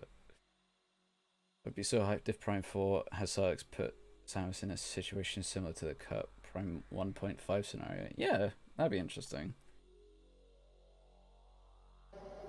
I could also see Samus work with Spire, provided same goals are met.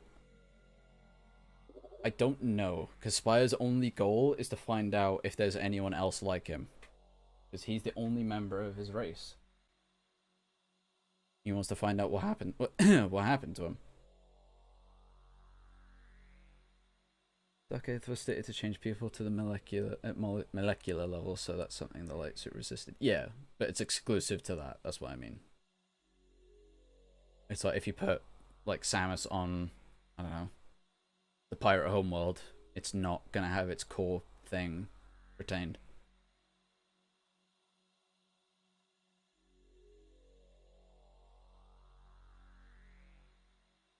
Right. What I am gonna do, I've streamed for like nearly 4 hours. I don't know what I should do. Okay, I'll stop the stream, I'll end the stream, and then stream again. I'll start another stream. Does that sound cool? Or do you want this stream to keep going, just so it's all in one go?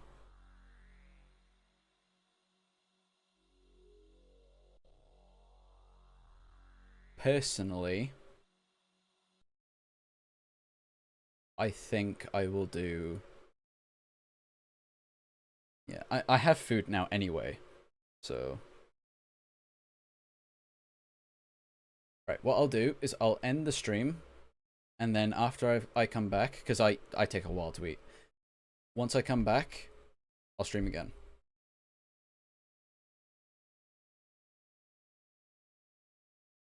Yeah, that is true. It